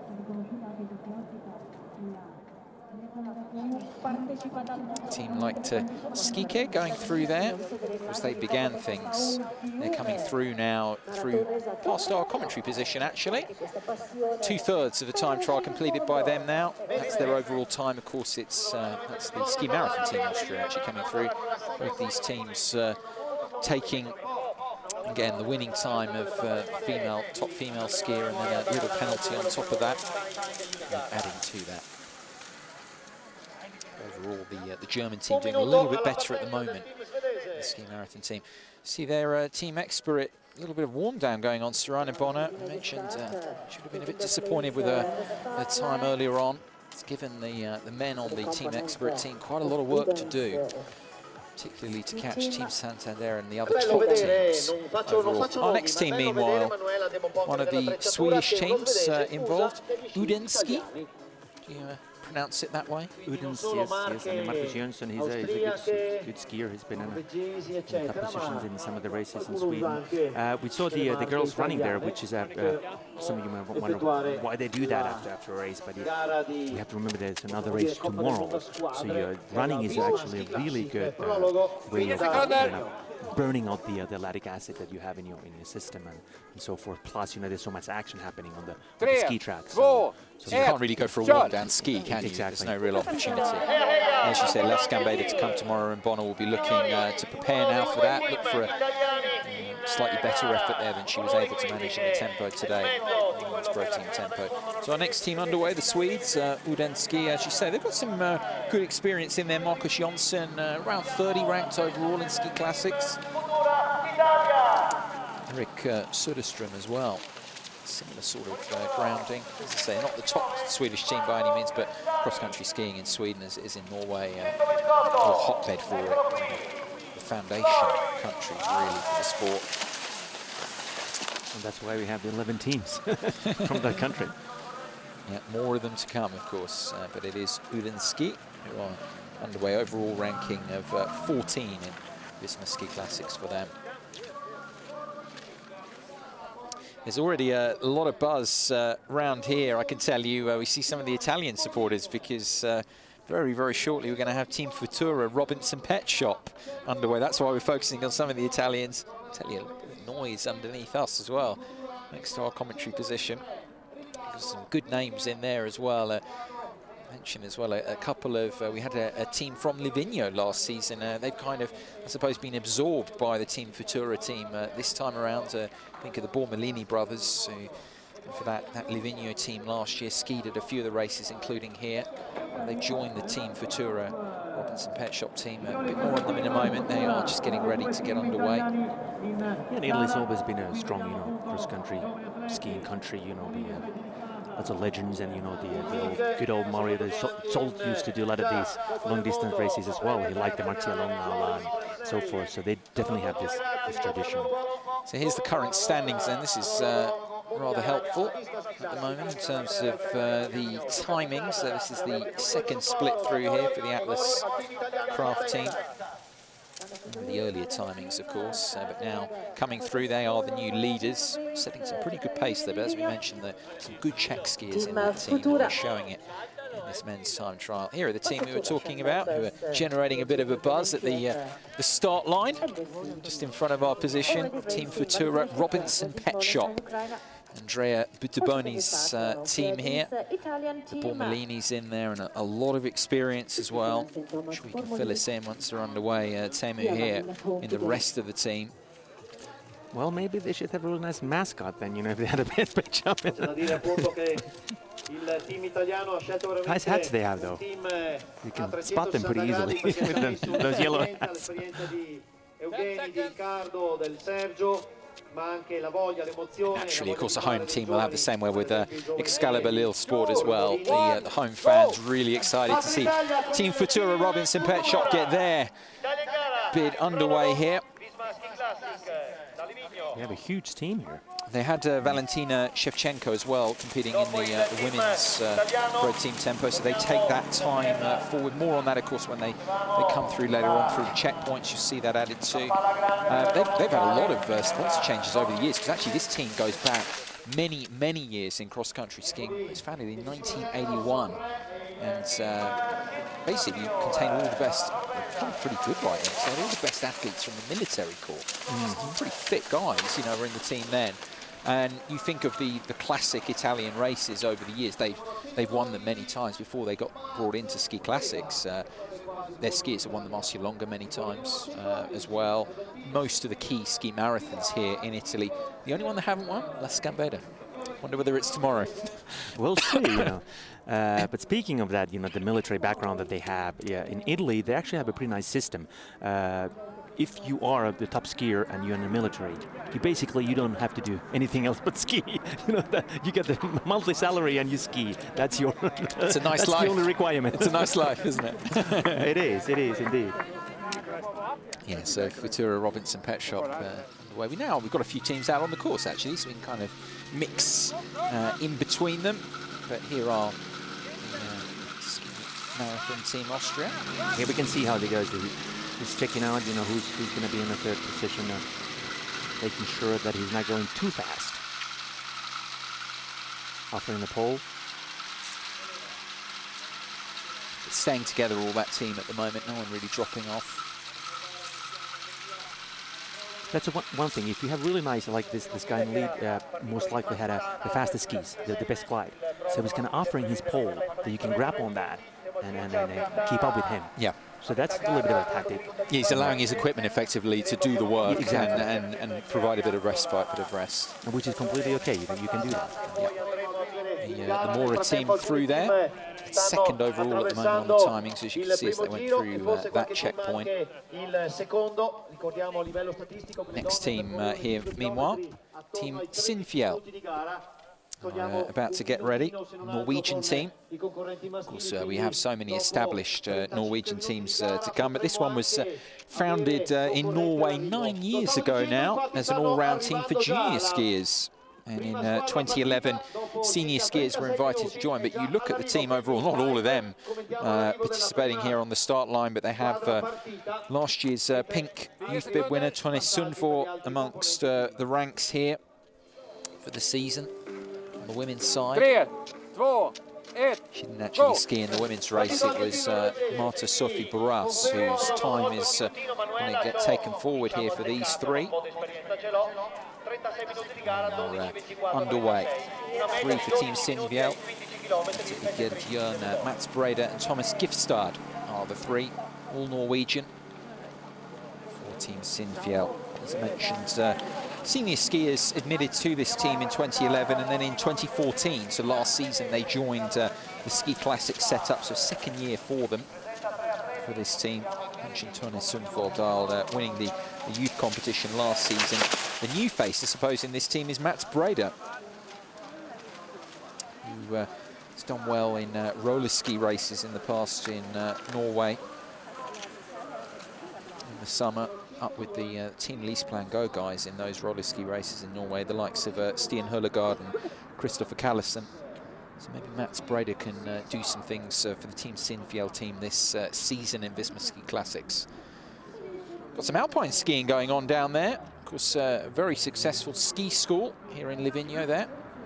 The instructors out, I think, taking some lessons in the backdrop. A few of the alpine courses are running, despite the lack of real snow. Back here with the cross-country skiers that we're focusing on. Team Sinfjell there involved. Alongside Team Tinel. Jeri Arlin there leading the trio for the Swedish outfit. Look a little bit further back for Team Tinel. Fredrik Sutter has been cut adrift by his partners. That's not going to help Team Tinel overall, because of course it's the third best time that counts here. So the good work that Rikard Tinel and Jeri Arlin are putting together for the team it's more about Frederick Sutter here, that he can try and get back up with them, because it's his time that is multiplied by 3 in this format. His time effectively the one that matters. Next up here we've got Team Skistart.com. We heard a lot of them last season, another Swedish outfit from the Bergslagen region in Sweden. Title sponsor is Skistart.com, online retailer of ski equipment and other sporting goods. They also produce their own brand of ski wax, vinkawax.com. Team here, 8 athletes in the team. You just saw there one of the newcomers, Martin Holmstrand, who's joined the team this season. The other we saw, very experienced Sara Lindborg, who was competing in the women's version of the Pro Team Tempo earlier. Her time, overall she finished 4th. Very, very good performance from her, and that's what these guys are taking on now, looking to build on. The Skistart.com team. And underway now, these 3. 3 of them there. Martin Holmstrand, I mentioned, wearing 103, partnered by Linus Larsson and Oleg Grefnings as well, for the Skistart.com team. But Sara Lindborg already doing great work for them, that 4th place overall in the women's Pro Team Tempo, and that's what they're looking to take forward. Maybe it'll be Holmstrand as well, the other big signing for the Skistart.com team that can be the star here for them. But it is that 3rd best time that will be added to Lindborg's performance in terms of their overall position. They're going to be an interesting one, aren't they, Teemu, Skistart.com this season? Because another season for them, talking to their team, Mikael Belok and Johan Karsk, particularly, who isn't here but involved in the management of the situation. They're saying, you know, we want to be the best of the next set of teams. When you look at the top, the really, really top teams, Santander, United Bakeries, Expert, we want to be around 7th, 8th, you know, overall. Think it's realistic? Most likely, you know, it's of course, you know, it's going to go today, you know, and it's, but yeah, it's definitely the fight, you know, after those 4 teams, 4 or 5 teams, you know, it's a really tough, you know, fight, you know, a lot of these teams. And also, I think many of these new teams, you know, that are, you know, focusing on getting to the top 10, you know, to get the more visibility and so forth. So I think that in terms of the teams, you know, of course the four big ones, you know, will be the big ones this season as well. But there will be some changes behind them, some new teams coming in, you know, and it's really hard for us to say who's going to be what team could be the kind of the rising star team of the season. Of course, after today, we'll see a little bit, although we have to remember this, some of the teams don't have the women in their teams and so forth. So once we kind of get to the Jizerska and so forth, we'll see more.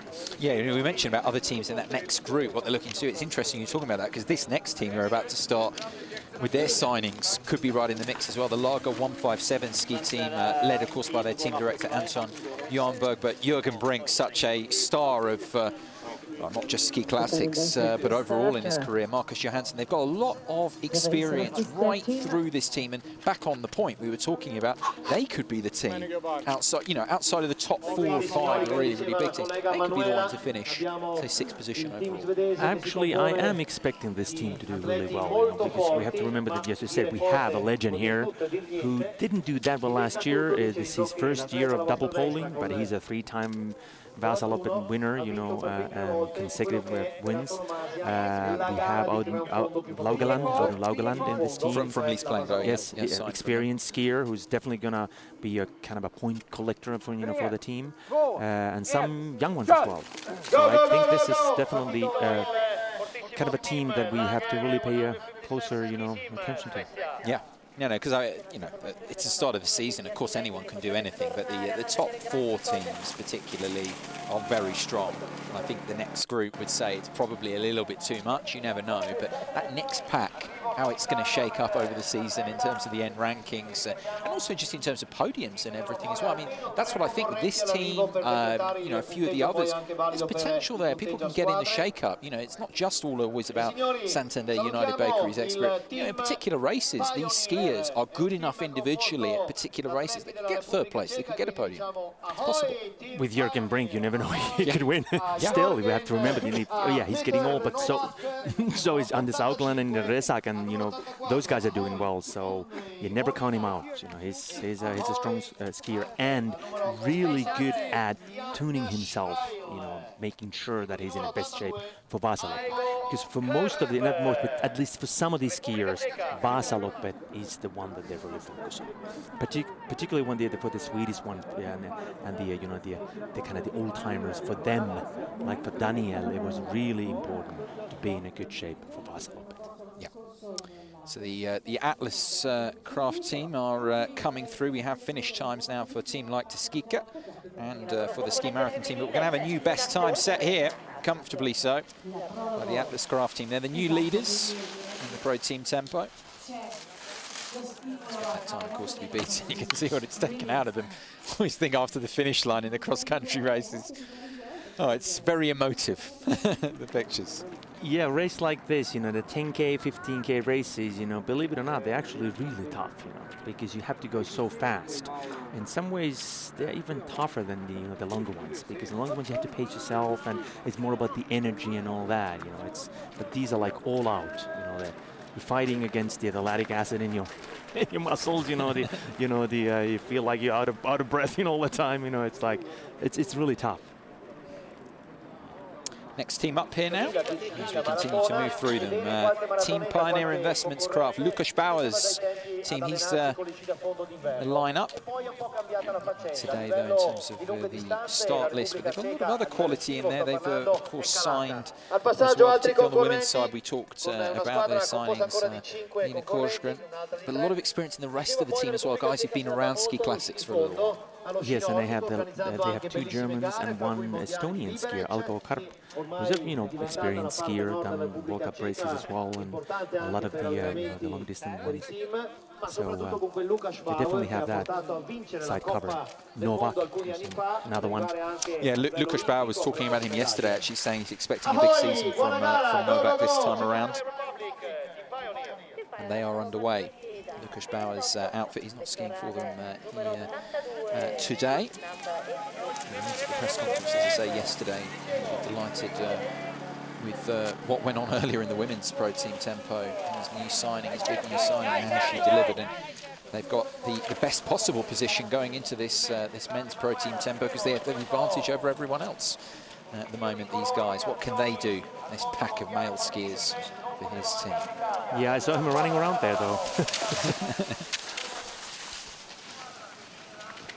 It's actually, you know... He's an incredible guy, isn't he? He's definitely, yeah. It's actually really nice when you kind of step out of this booth and go out there, you know, like... The atmosphere is definitely tangible. You can see the people excited about the... It's kind of a good thing, though, because everything happens here. The course is really, it's a 5K loop, so all the action is here. Concentrated. Yes, it is. It is. Definitely it is. Yeah, very different race, of course. Well, we talk about the traditional Scandinavian races where you're going through villages. You go from one place to another. You know, it's a long stretch. Salin to Mora or Rena to Lillehammer. You know, in the Birken. I mean, it is a long stretch, as you say.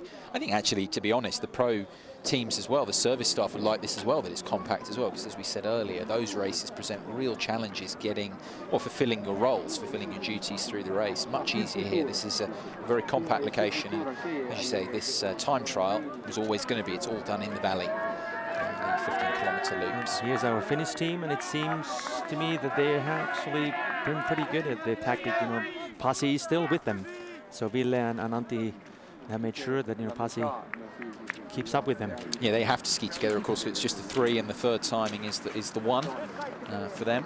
So they do need to stick together. I was just saying that the Team Tinel seemed to be struggling a bit because Fredrik Soto was cut adrift by the other guys. A lot of ground to make up. That's not good for them, clearly. And we saw them a bit earlier, focusing, of course, on the team that's recently started, their Team Pioneer Investments. Here's the other Italian team, bound to get a big roar. We look down from our commentary position, a lot of noise.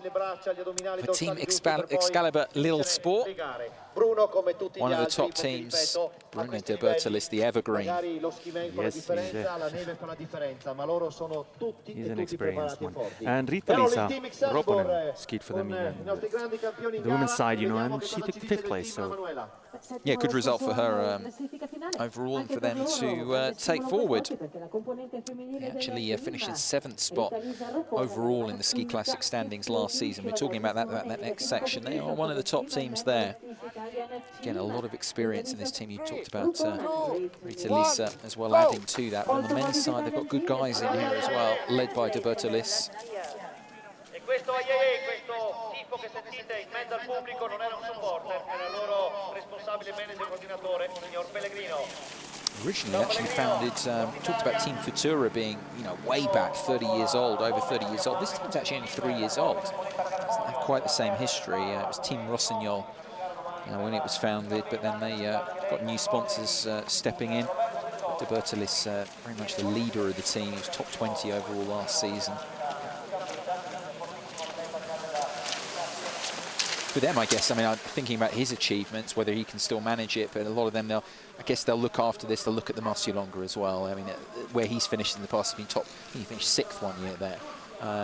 You're talking about races, skiers targeting particular races. The Scandinavians looking at Varsilop and the Italians here, but I mean, Murcielago is such a big race for them in particular. of course, you know, that's not just for them, you know, but for Norwegians as well. We have to remember that, you know, there are about 2,500 Norwegian skiers in Murcielago, so it's a huge number. And they actually had a bit of restriction on the you know, the number of Norwegian skiers, because it's so popular over there in Norway. Why is that though? How does it translate? Is it just the history of the race? The Norwegians respect that and everything, and they come along in such big numbers? Because it's not a race in there.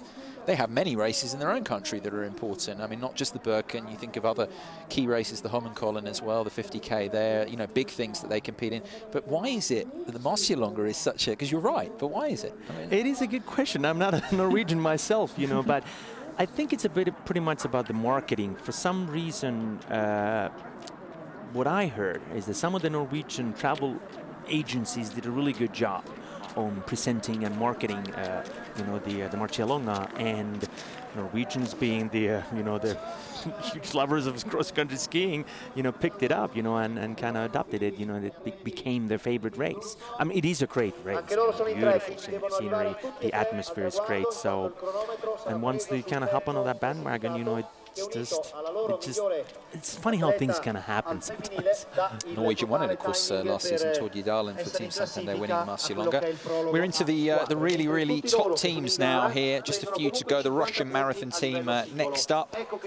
We've got here Dvoshkin here alongside Nikolai Balatov, and for that matter as well, Ivan Pavlov for this team came in. Vasily Rochev as well, who's the team director, and nice guy, saying they're looking to build year on year.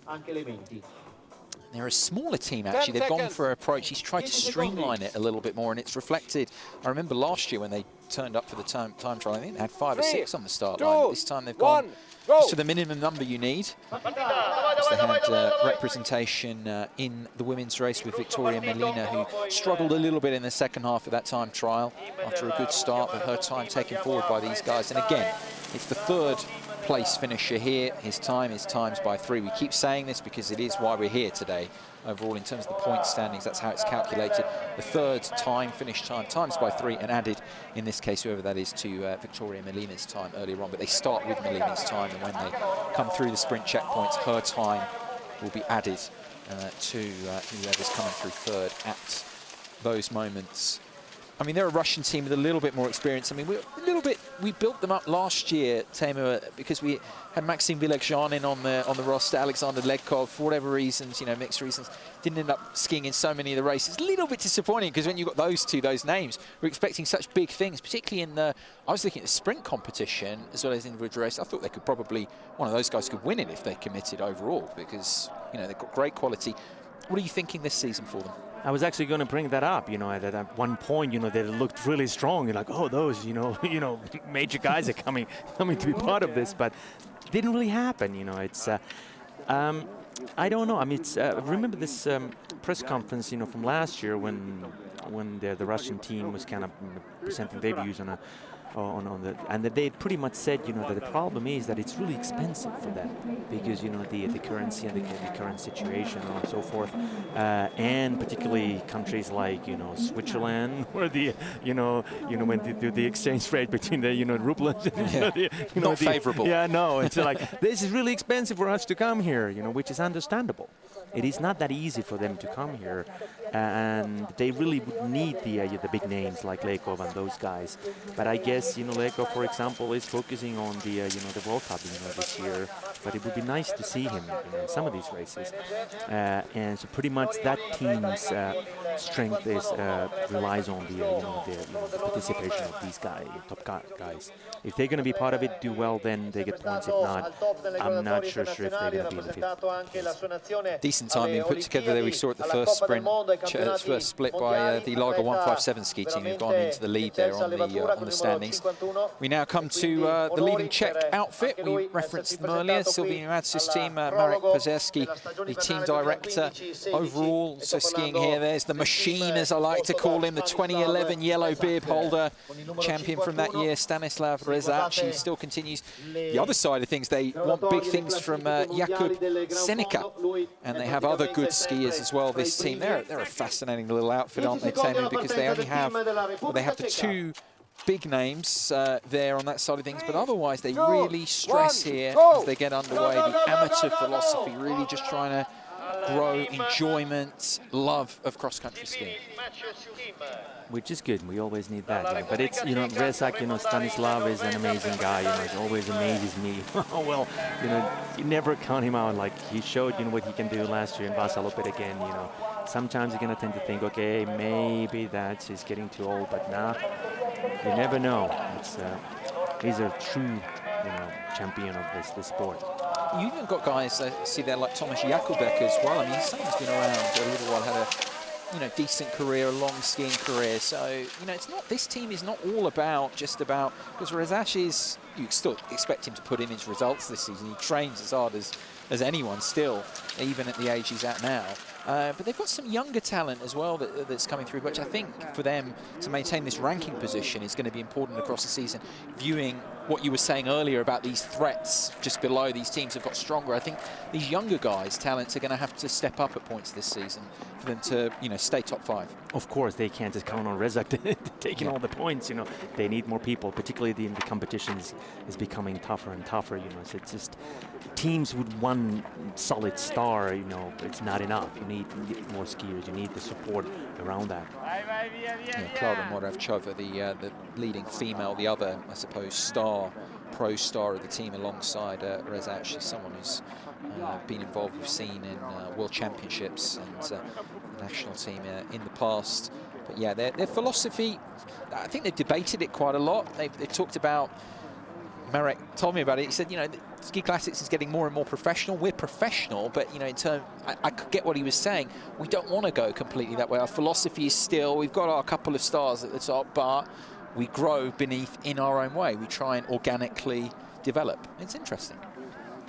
Yeah, I think we need that spirit as well, you know. I mean, it's sports generally, you know, it's always about, you know, winning. But then again, there's the other side of things, you know, which is, you know, the participation, the joy of it, you know, and all that. And particularly with something like this, where we try to inspire people in general just to be part of this, because that's what you can do. Of course, today you can't. This is a pro team race, but tomorrow and then, you know, from that on, you know, anyone can go and participate in these races. I thought that time at the 5 kilometre point from the Lager 157 team was a competitive one, and we've seen Pioneer Investments, who got the boost, of course, from the women's, but they actually now are behind overall through that stage. So the Lager 157 team were giving up. It was only just a few seconds, of course. They were in deficit because Nordgren Dice qua sul curriculum third, di Eliassen che è andato anche a vivere con la moglie e 2 piccoli figli. Team Lee Splango, the Tigers, as they are, the outfits. And they're ready to go. Emil Gundersen's team, of course, they have the man in yellow. That's been a big part of them. Petter Eliasson, the standout star of last season's Ski Classics season. He's part of this this roster that also includes loads of good talent as well. You look through it. Christopher Callison as well, a former winner of the youth bib in Ski Classics. Stian Høllegaard, great sprinter. Same can be said as well of Shetland Damen as well. And as well, Teemu, they've now signed Anders Host, the winner of the pink bib last season. So they're another team that's just got stronger. Yeah, I just wonder why they don't get a girl, you know. They shouldn't have any problems there, you know. For some reason, they don't have one. So they come from Norway. Yeah. Probably plenty of girls who would love to be part of the team. I've asked Emil about it. They've debated it. Obviously they have, because if, as you say, if they could add a female skier to it, I mean, they're major contenders to the team competition. You would think then a decent female option, because the male skiers here, we see them start the time trial here, led by Eliasson, who was... It's going to be interesting. We can talk more about him, I guess, in terms of the individual aspects tomorrow. But it's going to be interesting talking to him yesterday at the press conference, saying, do you feel pressure? Is it mentally different this season? Because last season, we knew about him from the Norwegian national team and everything, but he came into Ski Classics, didn't have the experience of this competition so much. But the way he skied last season, everyone knows about him now. Oh, yes. He can, in a sense, he kind of came out of the blue. You know, we didn't really expect him to be that fast and that strong, but now you're right. You know, the pressure is definitely on his shoulders. He's the hunted now. Yes, exactly. That's a good term. Yes. Yeah, it's going to be interesting to see how he deals with it. But here he's racing for his team, of course, as they are through the season. But the focus here, of course, again on this pro team tempo is on the team total. And again, it's the third best time. It's going to be interesting to see with these guys, with all of them. Emil Gundersen was saying, of course, they haven't got the female time overall, but he was saying we're still going to use this overall, just to see. We're going to look at it when we look at the male times of our rivals and see how we're up with them. So that's interesting dynamic. They're going to try and get something out of the time trial, of course, that way as a team, as well as building individually their skiers for Sunday for Las Gambetta. So Team Leaseplan go underway. We now have the perennial bridesmaids, if you like, of Ski Classics. Always been on the podium every year in the team event. Team Expert, formerly Team Coop, they've never won the team competition though. And you kind of wonder really each year the teams they put out, they've got so much quality here. Starting lineup here, the likes of Morten Edith Pedersen, who's won the youth bib a couple of times before. And then the man right at the head of here, Daniel Rickardsson, the new signing. Maybe he's going to be the difference this season, because this guy, a true legend of the sport, of course, gold medalist, former gold medalist, Championships, Olympic Games in the past, but now representing the Team Expert outfit. And they are underway, the leading Swedish team in long-distance cross-country skiing. Put the question, Teemu, I'll put it to you, I'll put it to their new team director, Eric Nielsen. He thought it was a fair one overall. I mean, is this the year? I mean, we say it every year. Is this the year finally they win the blue, win the team bib competition? Good question. I think that they're definitely going to be stronger than last year. I think so, because they pretty much underperformed last year. But to win, well, we still have to remember that two other teams, you know, that are, you know, they're really strong, you know. But Daniel, I'm really, you know, excited about seeing how well he can do, because this is the first year that he's been really focusing on long distance skiing, coming from the traditional skiing, having all the capacity and the stamina for this, you know, and he's done well in some of the individual races that he's done before. But now this is the season that he's focusing on this. We have really good talent, Bill Impola, you know, the unlucky, you know, the from Latvia last year. Exactly, which I don't know, maybe that kind of affected his rest of the season, you know, because they didn't really perform that well after that. But we definitely have, as you said, quality and huge good talent here. So I'm expecting these guys to do really well. But to win, they will be on podium again. Yeah, well, they always seem to be every year, this team, and they are very, very strong again. But it's whether, as you say, not just one, but two teams ahead of the Norwegian teams, whether they can get ahead of both of them overall and win this competition, the team competition. I think it is the main focus for them. I mean, they go after, as all the top teams do, going after everything at the beginning of the year. But I think particularly for Team Expert this season, I think the team bib is the #1 focus, because of course Sarina Bonner's won the women's bib before many times. Yeah, of course they'd love one of their guys to take the yellow men's bib off Petter Eliasson at the end of the season, but No, it's the team bib that it's all about, really. These Plan Go boys are it's got a decent pace, it looks like, here. Yeah, they're really keeping a good pace. But you notice the difference. These top guys come out now as they're starting to be. We mentioned the two teams ahead of Team Expert. Here's one of them. Runners-up last season, just pipped in the team competition overall, but they were the winners of the team bib the previous year. Team United Bakeries, Henrik Vissel's team. Oystein Pedersen, winner of the green sprint bib. There he is, as always, never lacking personality. Oystein. We see plenty of moments from him. You're going to do the interviews over the season, Teemu. I'm sure you'll get some good stuff out of Mr. Pedersen. Should he be... I'm pretty sure we're going to have some fun. Johan Skjoldstad, the winner of the yellow bib the year before last. Very difficult season last year because, of course, he got the injury at Jizerska, and it was just, when he came back, he was just really just skiing through the rest of the season. It was difficult for him. Wonder about Tor Bjorset Berdal, very highly rated, whether this can be a big season for him. He's often forgotten, I think, a little bit when you think of Jon Christian Dahl, Johan Skjoldstad, Pedersen, the big names of this team. But he could perform a very important role for them in this season, maybe here as well today. Yeah, I think this is definitely the team that this might be the number one. Yeah, I think they're really strong. We have to remember that Dahl and Skjoldstad, you know, the last year wasn't really that good for them. You know, they had, you know, some illnesses and, you know, the sickness and so forth, you know, and they had to, you know, overcome some hurdles. But they've been training pretty well, and they're in a really good shape. So pretty much putting my bets on these guys. You know, I think that they will do really well.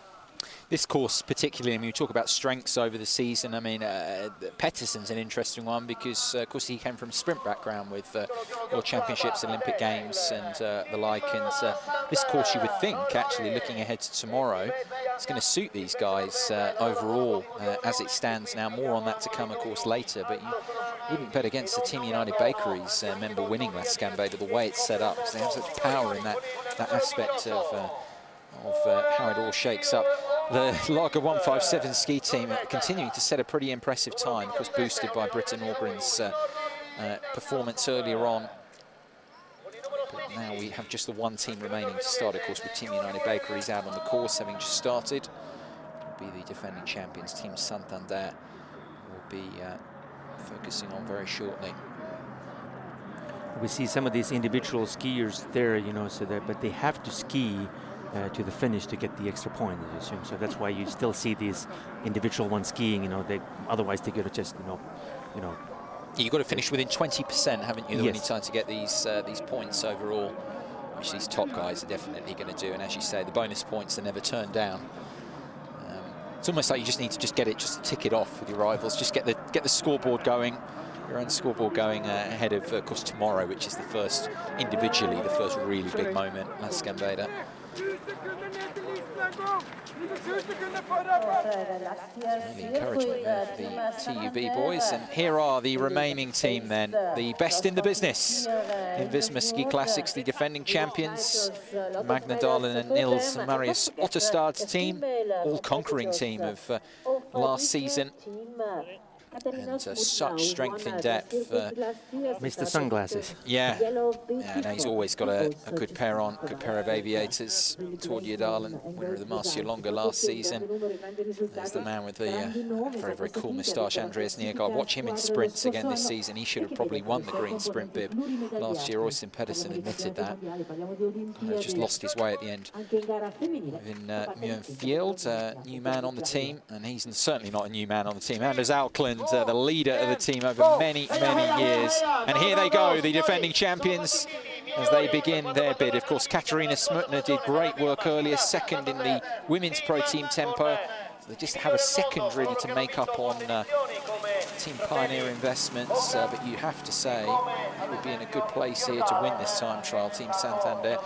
It was interesting speaking to Magna Dahlin about it. They were downplaying a bit. They're saying, it doesn't really matter so much, there's so many points over the season.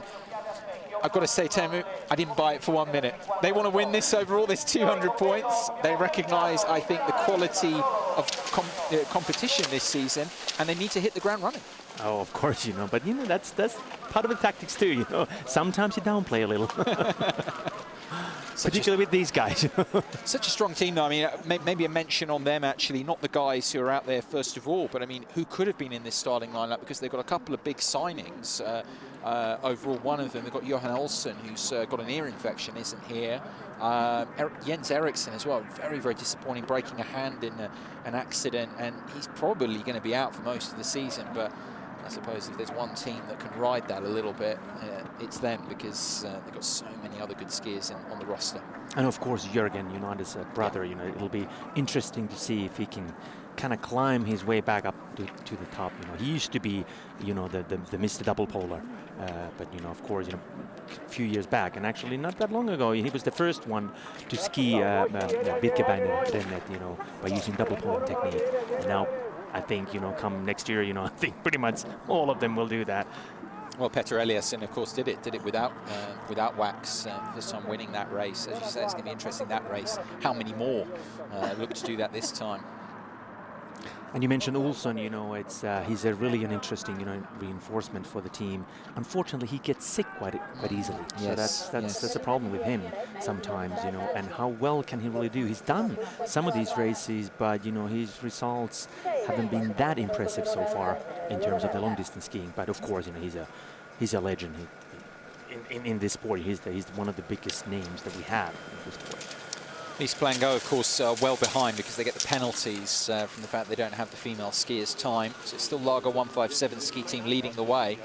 And we mentioned it's through that first checkpoint, it was a very competitive time overall that they posted. It's still standing up through that 5 kilometre mark. I wonder whether any of these top teams, how they will compare to it overall as they come through towards 5 kilometres.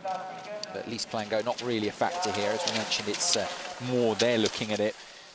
Their men's times, how those compare against the other leading men in the competition. That's how they're viewing this time trial. And while you're enjoying the Lisa plan, you can also take a look at the Eliasson's great, double poling technique. Yeah, it's fantastic, isn't it? He doesn't really seem to have a weakness, that guy, anymore. Really improved on that, because his classic technique is unbelievable as well. We saw it last season in La Scambeda here, where he got burned ultimately at the top at the climb because Anders Alkland just stayed with him enough and just killed him around there, as he admitted. But in many ways, it's actually where it started for him. He kind of made a sounding at that point, and then just got stronger and stronger, as we all know, as the season went on. And he's a really good skater too. You have to remember that. Is there anything he can't do? Yeah, his highest position, in the World Cup is actually in the skating race. Right, interesting.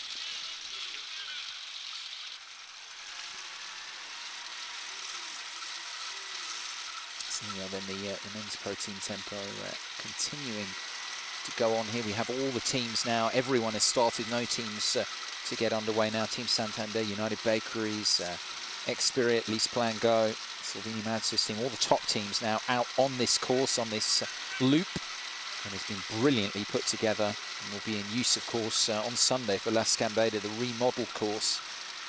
Reminder, of course, VismaSkiClassics.com. We keep reminding you it's a new season, a new title sponsor. We're delighted to have Visma with us, and the Live Centre is the place to go for live odds on the races. If you're partial to a flutter, getting involved, as well as stats, historical stats, as well as live data, live stats as well, and best bits in terms of interviews as well that we gather for you.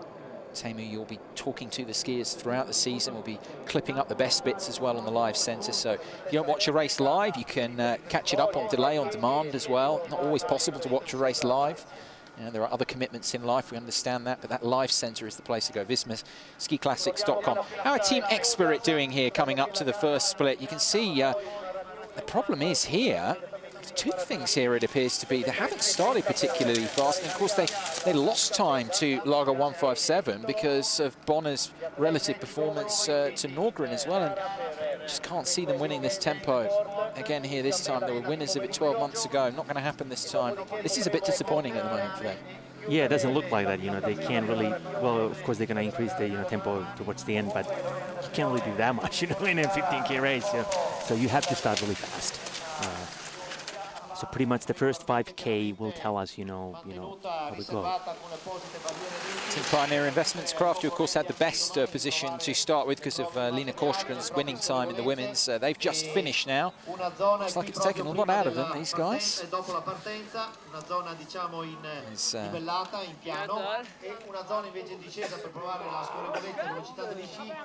This is actually here the Team Sinfjell here. just finished. We focus back now. I'm focusing on the leading teams, of course, now as we go on. Team X-Spirit. And for the Team Sinfel, I have to give a special thanks, because I got a, ride, from the yeah, mention it on air. Yeah, mention it on air. Thank you guys, for bringing me here. A lot of work though for Team X-Spirit to do here, as we were just saying beforehand. In these remaining just under 10 kilometers now, Daniel Rickardsson, I think he's going to assume the leadership of this team. It's been a pretty settled team. You look at the rest of it. Morten Eder Pedersen has come up through the youth ranks. You've got Bill Impola there. Jimmy Jonsson's been around a long time, but Rickardsson naturally will assume the leader role, I guess, out on the course because of his achievements, his stature in the sport. There's Team United Bakeries now. Austin Pettersson there. They're keeping a good group together here, aren't they? Just wondering who's anyone been lost at all? No. Still got just one off, maybe. It's got 4 there now. 5 started. It's going to be interesting to see how Pettersson goes this season, because his own admission last year, he wanted the yellow bib, and then he reflected on it and he said, well, I was actually a sprinter coming into Ski Classics. I didn't really know. I trained hard, but it will be fascinating to see what he's learned from last season as he comes into it, because at points of last season he was excellent. Maybe just a little bit of lack of knowledge of how to go through the season cost him in the end. Faded a little bit. Still won the green sprint bib, of course. Yeah, it's important to kind of, learn the game, so to speak. The rules of the game. Yeah, exactly. They're coming up now to us. Team United Bakeries just past our commentary position through to, again, the sprint checkpoint. That's going to be more of an issue tomorrow in Las Gambetta, but for us, it's the 5 kilometre, a third of the way through the time trial. They go past commentary position here, right in the centre of the valley. Beautiful day with the sun shining into our commentary position, right out over the course here. Decent conditions as well for the skiers to be taking part here. A lot of doubt, of course, around this race in the weeks building up because of the lack of natural snow, but it really has. This course has held up well so far. Promises a lot, not just for the rest of this race, but for tomorrow. Yeah, it looks like the sun's not going to be affecting the track much. It's still pretty cold looking, pretty hot and solid track. So I don't think there any waxing problems, for this particular condition.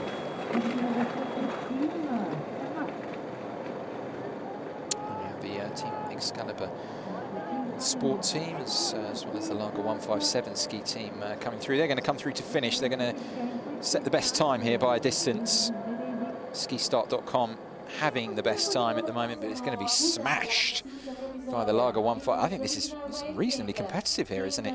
Same, difficult to know for sure, but 2 hours 17 and 4 for a team that probably expecting big things from this season, and that looks to be a good effort from them. That's their total time.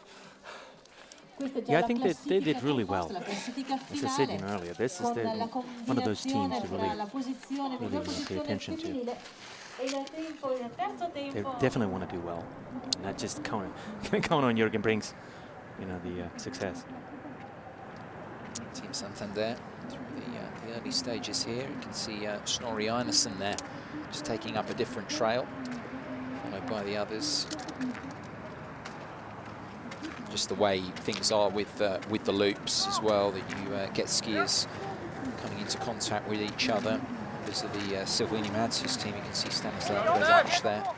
He's been passed by the Santander boys. Of course, Silvini Madshus a little bit further into their time trial at the moment. Started earlier, a fair bit earlier than Santander, 12-minute advantage.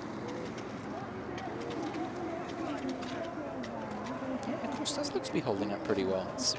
There's doubt around it naturally, but they've just done a brilliant job. As I said, in the air for the last few days, seeing all the tractors at night, looking at the lights, hard work being put in, and again, you don't tire of saying that how many times. Thank the organisers for the work put in, because you don't get a race as good as this without all that work through the week. It just doesn't happen. No, it looks beautiful. I'm really happy that they really appreciate what they've done. It's kind of interesting. It looks like the Resek is trying to get a taste of the early season training for him. Stay with the Santander boys. He's not really playing for the team right now. So at the split here, where are they? Overall, they have come in 15 seconds, the advantage for Santander over that leading split time as it was. So good advantage for them to take into the remaining 10 kilometers for Team Santander. Fast first 5 kilometers from them. But of course, they didn't really, they actually had a slight advantage, second or so over the Lager 157 ski team after the women's times. Taken forward. It's fascinating, isn't it? Because the Santander team, we talked about when skiers arrive and everything overall, and they actually mixed it up. Some of them have been here best part of a week, and others actually just arrived yesterday overall. And just how different skiers go about things. There's the standings then. Everyone has completed 5 kilometers of the men's Pro Team Tempo, and at the moment on those standings, Team Santander are winning the Pro Team Tempo, but of course they still have to go through. Lager 157 ski team have finished, but at the 5 kilometer mark, they are leading the way at the moment. Some of the other times at the moment for some of the other teams through that third of the way through the Pro Team Tempo. Yeah, you mentioned the the kind of the showing up, to the race location. We have to remember that we are actually racing in a really high altitude, which yes, affects and some people say that, some people like to come to the high altitude like way before, like a week before, just to get adjusted, and some others say that it's actually good to just show up like day before, right before, so that your body can really adjust it. You go by the flow, and I don't know, it's kind of tough. I tried both, it's hard to say, it's I tend to kind of lean towards the coming early and getting kind of used to the high altitude instead of just showing up a night before and hoping that Well, it can often be the thing actually with we were talking about it last year with the Scandinavian skiers, that's something that they struggle with a little bit more because it's not something they're used to dealing with. They've got great technique, they've been doing it since they were knee-high. But it's something actually that the Central European skiers, they're more used to dealing with, as you say. Of course, for them it's not that big of a deal, but for us, we certainly have to. And some skiers don't, no matter what they do, they just can't adjust to the high altitude. They don't. What is it here? We're still 1,800 meters above sea level. We're not going to go up to Grassi degli Agnelli to 150, but still in the valley, as you say, 1,800 or thereabouts. It can be a challenge for those who are not used to that normally, skiing at altitude like that. It certainly is. Second split negotiated again. Team Lease Plan Go. The timings are a bit irrelevant for them here. We see that leading time, the Lager 157 ski team. I just wonder what Santander and United Bakeries, what they do coming up to that second split. Because they're going to be the ones who are going to look to be under that. At the moment, we believe Santander will be under it again. It's all to be decided, of course, as they continue to make their way around the course. Lease Plan Go boys looking strong. To get a good workout, but also keep in the tank as well, naturally, for Lascambeda. These guys. And it seems that Eliasson is doing all the work. He's been in lead for a while. Yeah.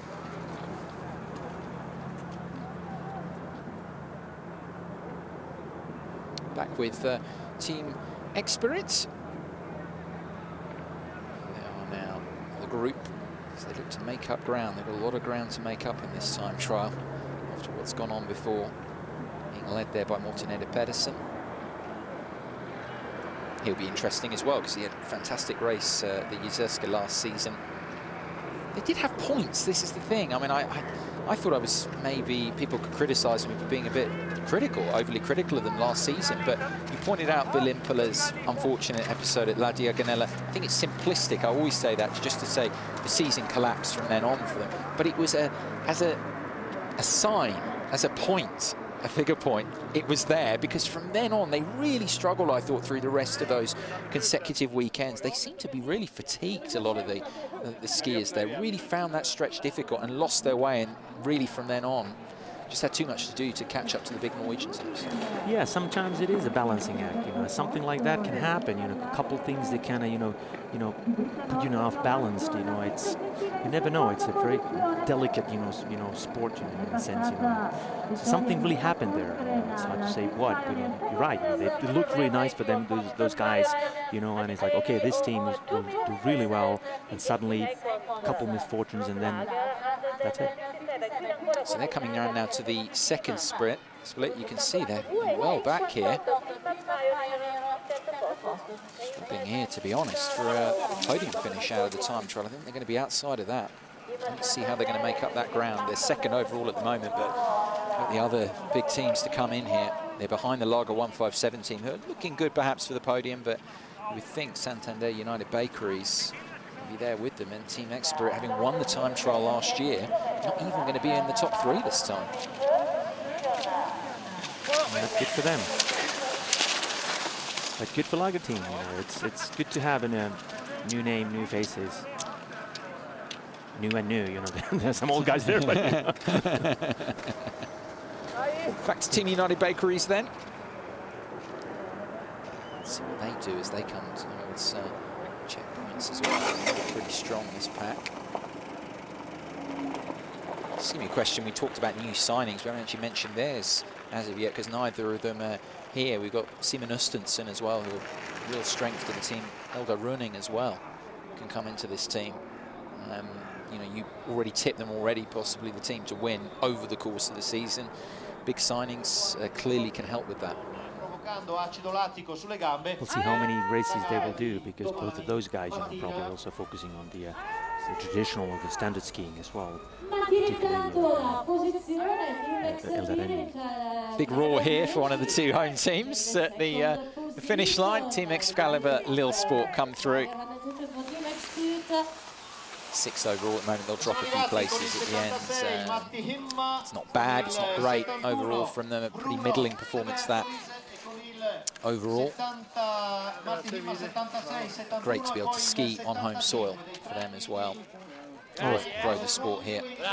It's important for them, you know, Italians, just to show up and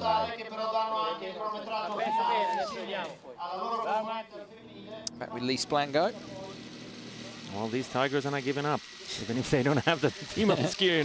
They're certainly, you know, trying to see how well they can do in terms of the, you know, the men's times.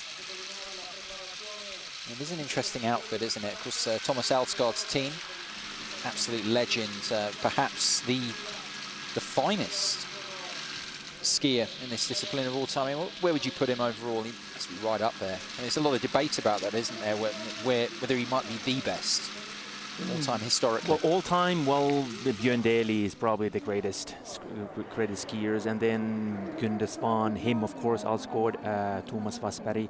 Those are the big names overall. Then, of course, some of the Finnish skiers like our Juha Mieto. He's right in that mix, in that shake of the legends. Yeah. Even if it didn't win, but he's so famous for that, you know, he lost, you know, the 100 against the tiniest, you know, margin in history. So of course we have legends, you know, but Alsgaard is definitely one of them, and he's kind of taking the, you know, the backseat this season, making sure that he's kind of the mental force behind the you know, team, whether he's not racing himself. Russian marathon team just having finished up. They're not going to be in the podium. 6th or 7th overall perhaps for them. We'll just see eventually how they finish up. But they are done. So not many teams left now out on the course. We've just got 5 to finish here. Step back in with Team United Bakeries. Just need to get some information on them actually. Get some live data. They look very strong, and it's typical really that Pettersson is leading the pack here in a time trial. Sprinting prowess personified.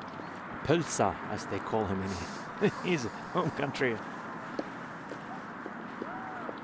But he's certainly a character, you know, which is good. I think we need people like that in any sport, you know, the colorful, you know, talkative people that take it seriously, but then again, they have this kind of a different side, you know, the sense of humor. And they certainly have a sense of humor running through that team. Watching with Masako Ishida last season, some of my memories of the Ski Classics season, them at La Diagonella, because they both won the races there. And great little double act. Oh, yes.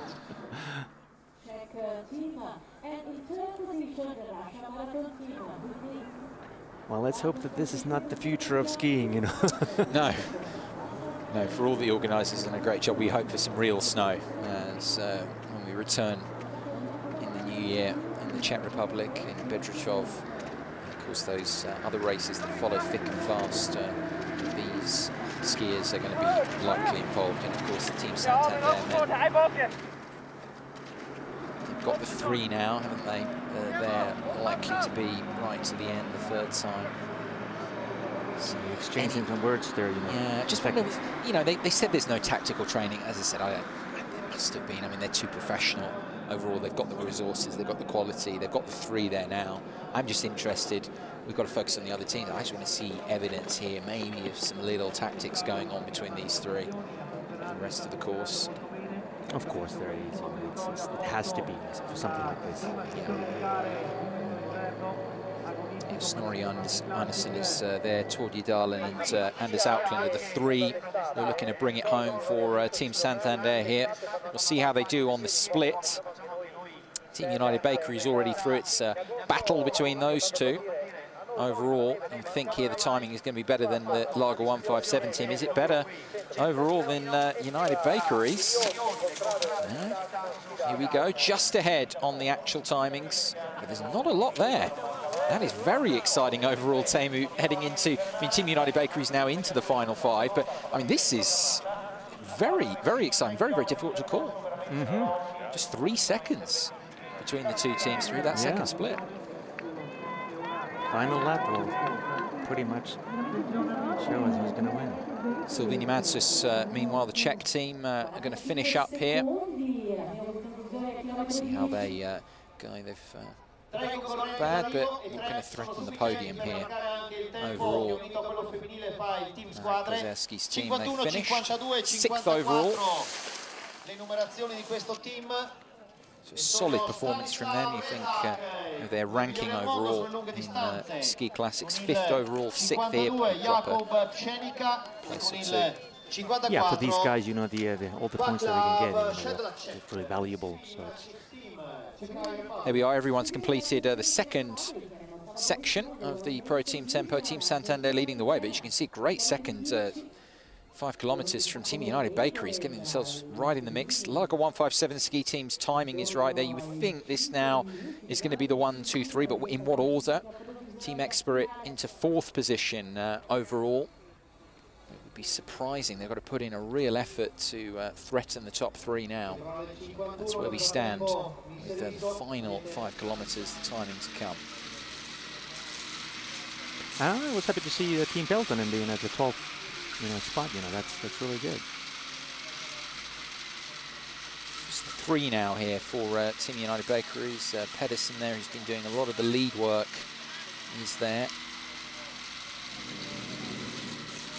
And alongside Johan Skjoldstad as well. Interesting, the top 2 teams now, they've got their trios who are going to do the rest of the work. That 3rd timing again. Multiplied by 3 and added to their female finish time. That's the timing overall. That's when we're giving you the timings. That is what we're calculating for you live, using, of course, our official Polar timing. Polar now the official timekeeper of Visma Ski Classics, using all the timekeeping data from them. This plan going on part of the team shake-up here, but it'll be very interesting to see what time they post. So the men's timings here. We'll look at that later on. They have looked very strong actually through here, like they're trying to make a point. As I say, disregard the pro team time overall for them, because they've got the winner's time and then an additional penalty because they don't have a female athlete entered. But they've certainly taken this seriously. Yeah, no, it does. I mean, I'd be very interested to see breaking down the timings after. We don't have access to that data at the moment, Teemu, but their timings, I think, will be very competitive with the top male skiers overall. They look good there. And that's exactly what they were seeking here. Yeah.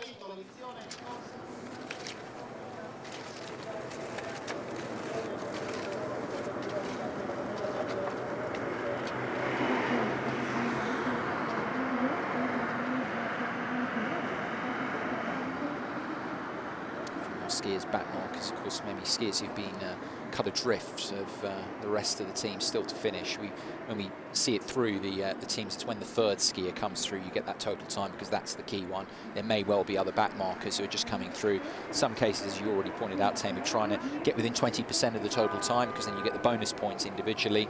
Still need to finish the race, so that's why we see some of them, but maybe from pro team colours that have already finished and you're wondering, hang on, why are they still out there? Why haven't they just stopped because their team's through? Well, no, they still need individually to go through and get the bonus points if possible.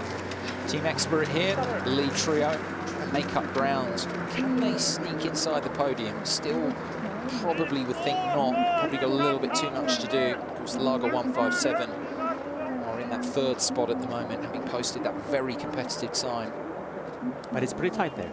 Yeah, now they've done some good work actually, these guys, because you think of the ground they had to make up after the women's pro team tempo. These three done a good job. Coming around now. Yeah, I guess they were hoping that, you know, Serena could do a bit better. Just coming around in front. Our commentary position is right in front of the finish line. And the Swedish boys, the Team Expert team, white and blue, very clean colours, and they are through to the finish line now. Attenzione arrivo. That's a lead time overall. Team Wow. Expert. Very strong final 5 kilometres from them. So maybe the podium isn't out of the question. In third. Very, very good effort from those guys. Well, they had pretty good strategy there. They started kind of slow and then increased the pace. And well, we said that, I mean, we doubt whether some of the teams saying they haven't done any time trial specific tactics, whether in fact they have, but actually Team Expert, Eric Nielsen was saying they have been doing it. They've been trying some things out, and clearly it's worked very well, because that's strong from those three. The men's section of this time trial. Good effort to get them back. Not going to win the time trial like last year, but it is all about getting as many points as you can on the board, the long season that it is in that team competition. the 15K is a tricky distance, particularly in that high altitude like this. You know, it's, you know, if you can start with the you know, all guns blazing, you know, from the start, you know, chances are that you're going to run out of energy, or not just energy, but you know, just speed by the end of the race. So you have to know how to pace yourself and make sure, you know, that the third skier will keep up with you and then with the team, and they did a pretty good job. Service staff of Team United Bakery is just shouting some instructions. These absolute elite pro teams, no expense spared, real attention to detail. And the battle between them and Team Santander promises to be a thrilling one right to the end here. Two teams now left out on the course to finish their races and to finish this pro team tempo here in Livigno. Opening race of this Visma Ski Classics 2015-2016 season here once again in northern Italy in Valtellina, Lombardy. To the border with Switzerland. Delightful location, lacking real snow, but not lacking again for charm and hard work amongst the organisers, and hospitality as well. Great weekend so far. Some instructions being shouted there from Santander. I think they realise this is really, really tight, and this is where the teamwork, Teemu, really comes into focus here right at the death. Definitely. Look at these guys. You know, if you look at these, you know, how they double pole, you know, these bakery guys. So they're kind of leaning, the perfect technique, at least nowadays, you kind of lean a little bit, you know, forward, use your upper body, use your whole body for the technique. They are bombing down the end straight here to our finish line where we're positioned. This favours them, of course. Sprinting strength in this team throughout, and they are through the finish line.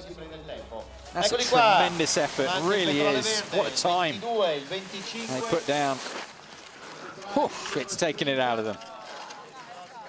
Tired guys. Even Øystein Pedersen, a sprint king, really put it in there. If they would have known, they would have realised how tight it is with Team Santander for the win overall here.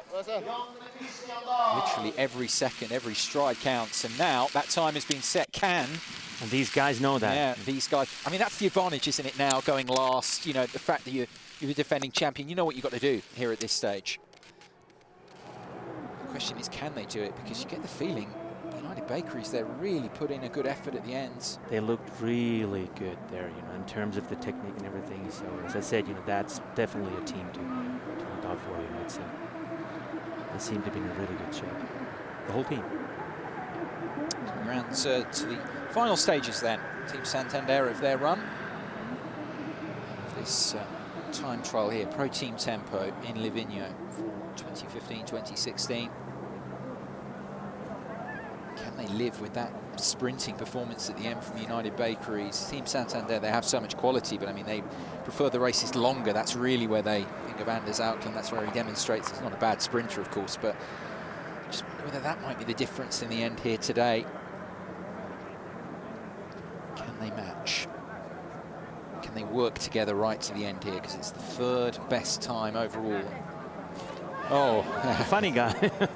I'm sure you're looking forward to interviewing Øystein after that, and it looks like he might have plenty to smile about as well, because get the feeling that's a very good time that's been put together by United Bakeries. Can Santander just get in ahead of it? Team Santander, the defending team champions. Long way to go, of course. Nothing's decided for sure this weekend in Livigno, but these are the first points on offer of the 2015-2016 Visma Ski Classic season.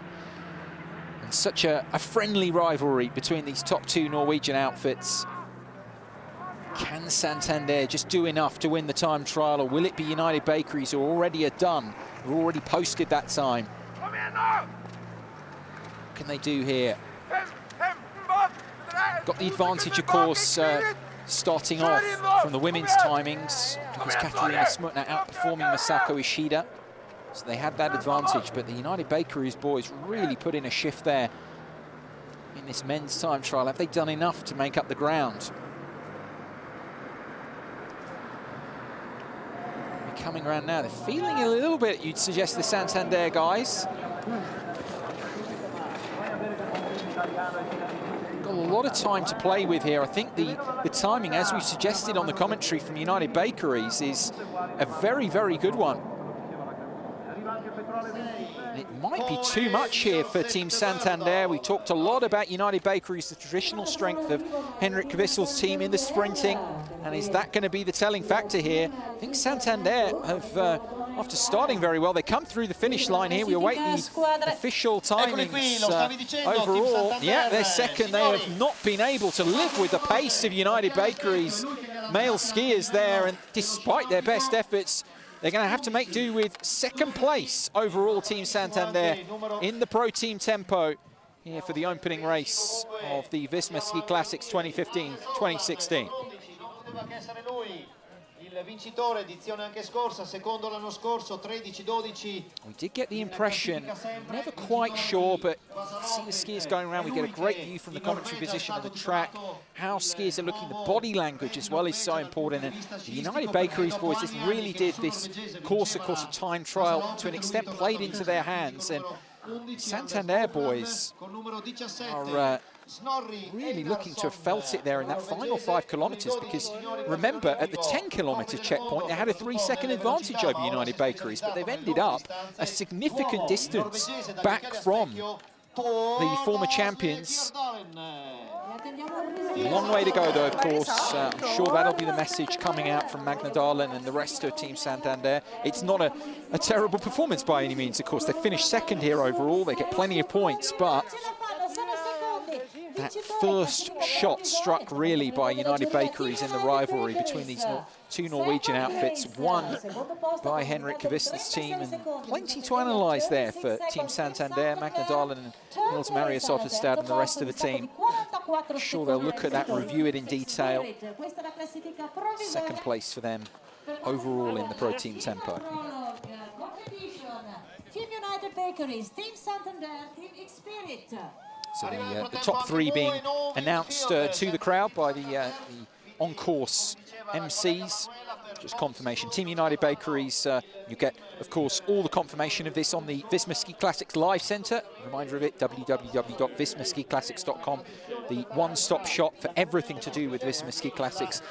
All the standings will be updated there, of course, the data and everything as well that you want to see.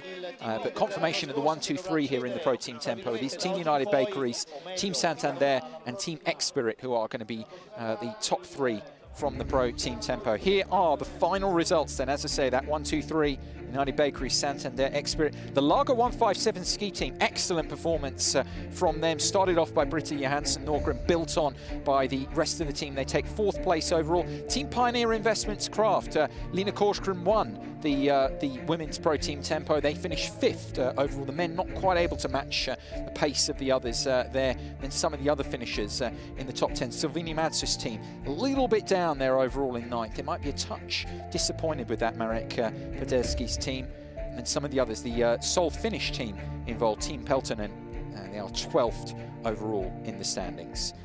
Some of the other teams further back, of course, Team Leaseplan, no female skier for them. So although the men that raced there just now put a good race together, they are well down the standings because they're penalised for not having the female skier.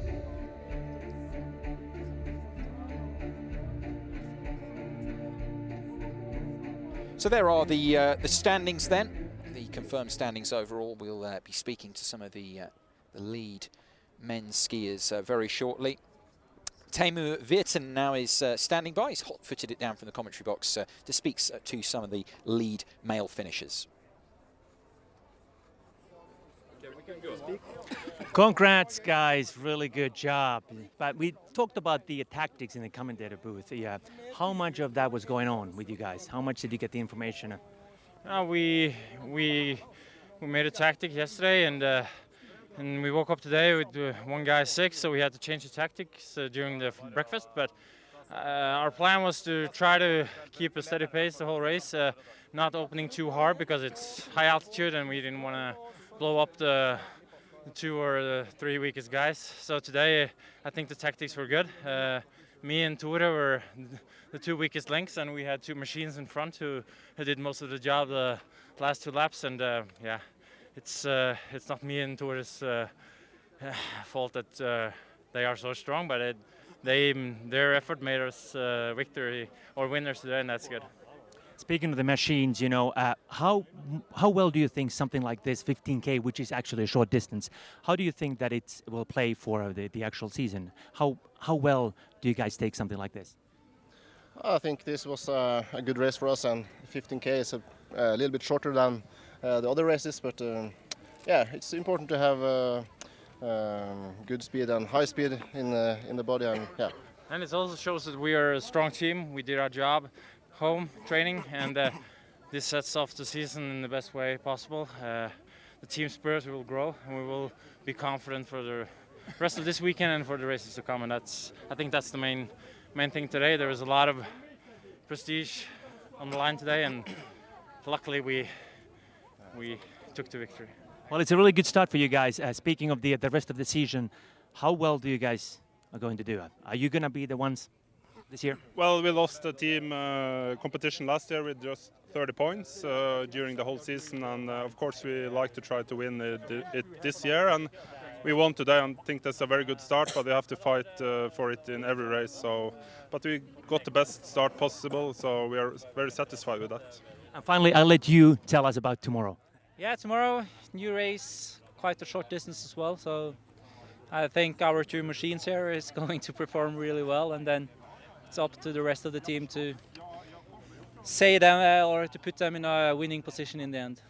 All right, good luck for tomorrow, and we'll see you then. Thank you so much. There we are then, the winning team in the Pro Team Tempo, Team United Bakeries, their skiers speaking to Teemu Virtanen.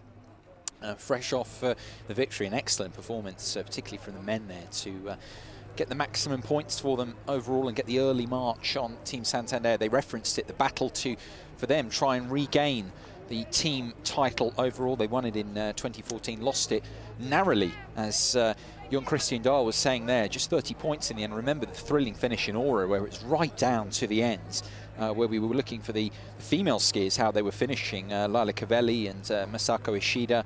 At the end of that race, it was really down to the wire, and you wouldn't rule that out again this time between those 2 teams at all, because it is so tight. They're so talented, those 2 Norwegian outfits at the head of things in this Visma Ski Classics season once again, you would think.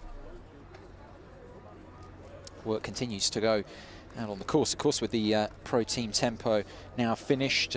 Tensions turning already for the organisers to Sunday and Las Gambetta, and making sure the course remains in wonderful shape for that race. Of course, the sun is shining, that can present its own issue, but the course looks to be holding up pretty well through that time trial, but they'll look to do a little bit of maintenance work. Of course, we have the mini Scambetta as well, this afternoon. Not part of the Visma Ski Classics, but very much part of the Livigno weekend. It's been running for quite a few years. Junior skiers will be the focus for them here. See a few of them getting ready for that this afternoon. It was a hotly contested race, that one, the Mini Scambeda. It's been running for many years, as I say, alongside La Scambeda, the proper one, on Sunday, which was run well before, of course, has a proud history, even before it became part of Visma Ski Classics for the first time 12 months ago here. Look out to the ski lifts, which are running for those practicing their alpine skiing in these parts. A few trails have been created. Going to hear now from the team that finished second overall here, Team Santander, the defending team champions. They're standing by. Again, they're going to be speaking to Teemu Virtanen here.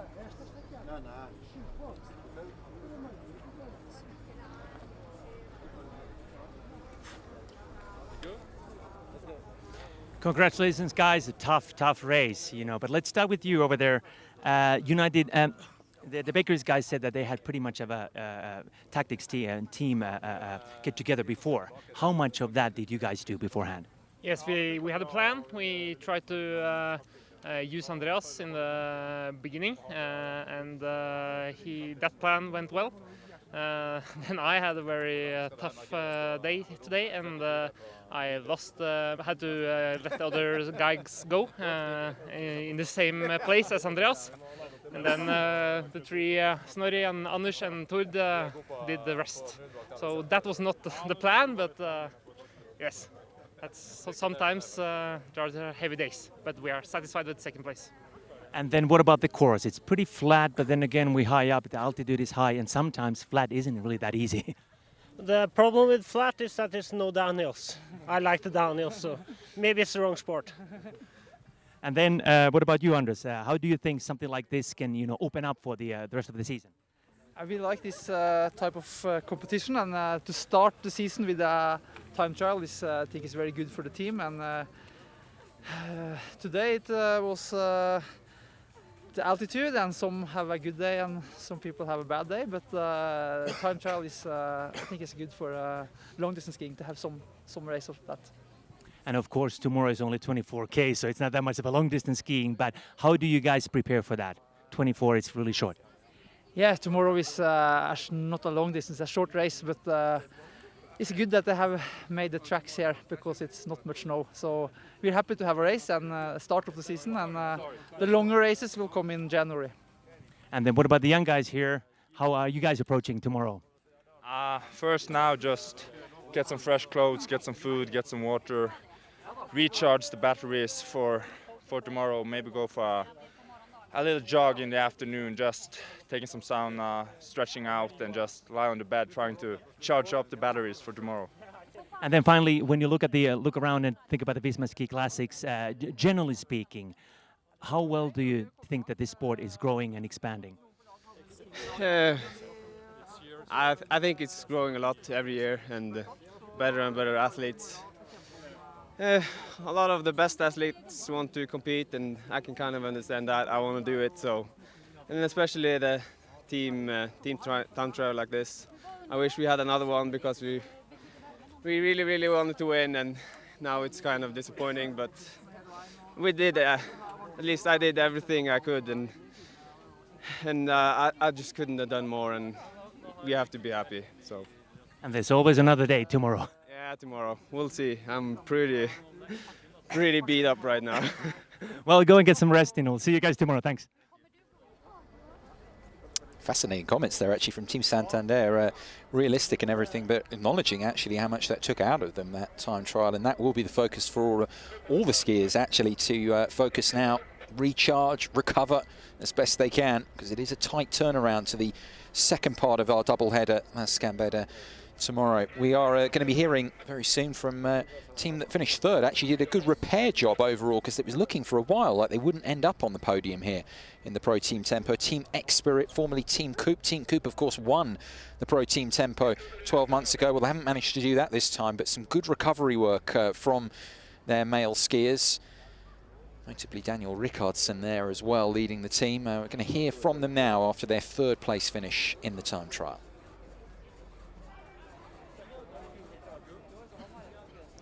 All right, I'm happy to see you guys here. Congratulations, third place. I've been talking to the the other teams about the tactics, and of course, in a race like this, when you have a team element in it, how much of that did you guys go through beforehand?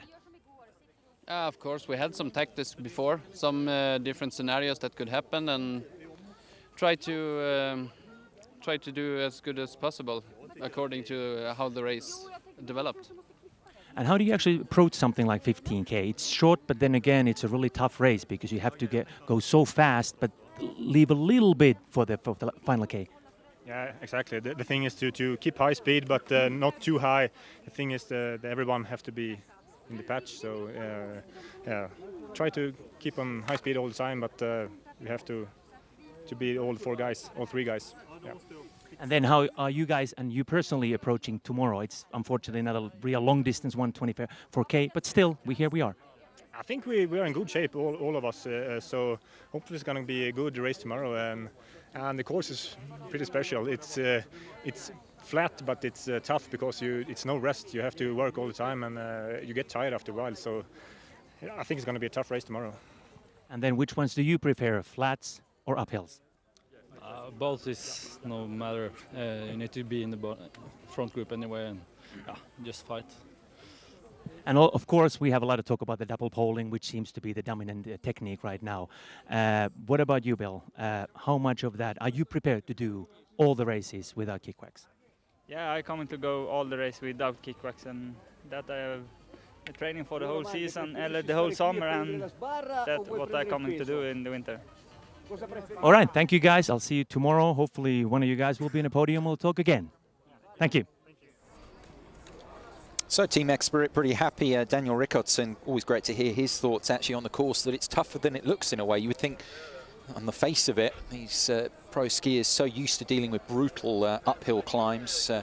But the fact that it's a flat course mainly all the way around, it was interesting to hear him say that. You've got to continue working the body and everything all the way around, and it's actually quite tiring. And I think we're getting that in some of the reaction that we've heard so far, that some of the skiers have invested quite a lot of energy there for their teams in that pro team tempo. It's going to be interesting to see how they can recover, shape up for La Scambeda tomorrow, because it's going to be more of the same to an extent. Not a massively different course there. The course is going to likely be overall between 22 and 24 kilometres, but it's going to use a lot of the same course that was the case for the pro team tempo. So we see now how their recovery begins. The top teams place such an importance on that, of course. It is a massive aspect of things with the pro team tempo now at an end. See some of these other skiers ahead of Mini Scambeda this afternoon.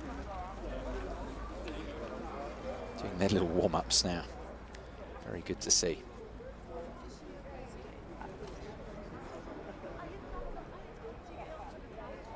So let's take a little look back now at the best performances from the men's pro team tempo. Some of the highlights from that one.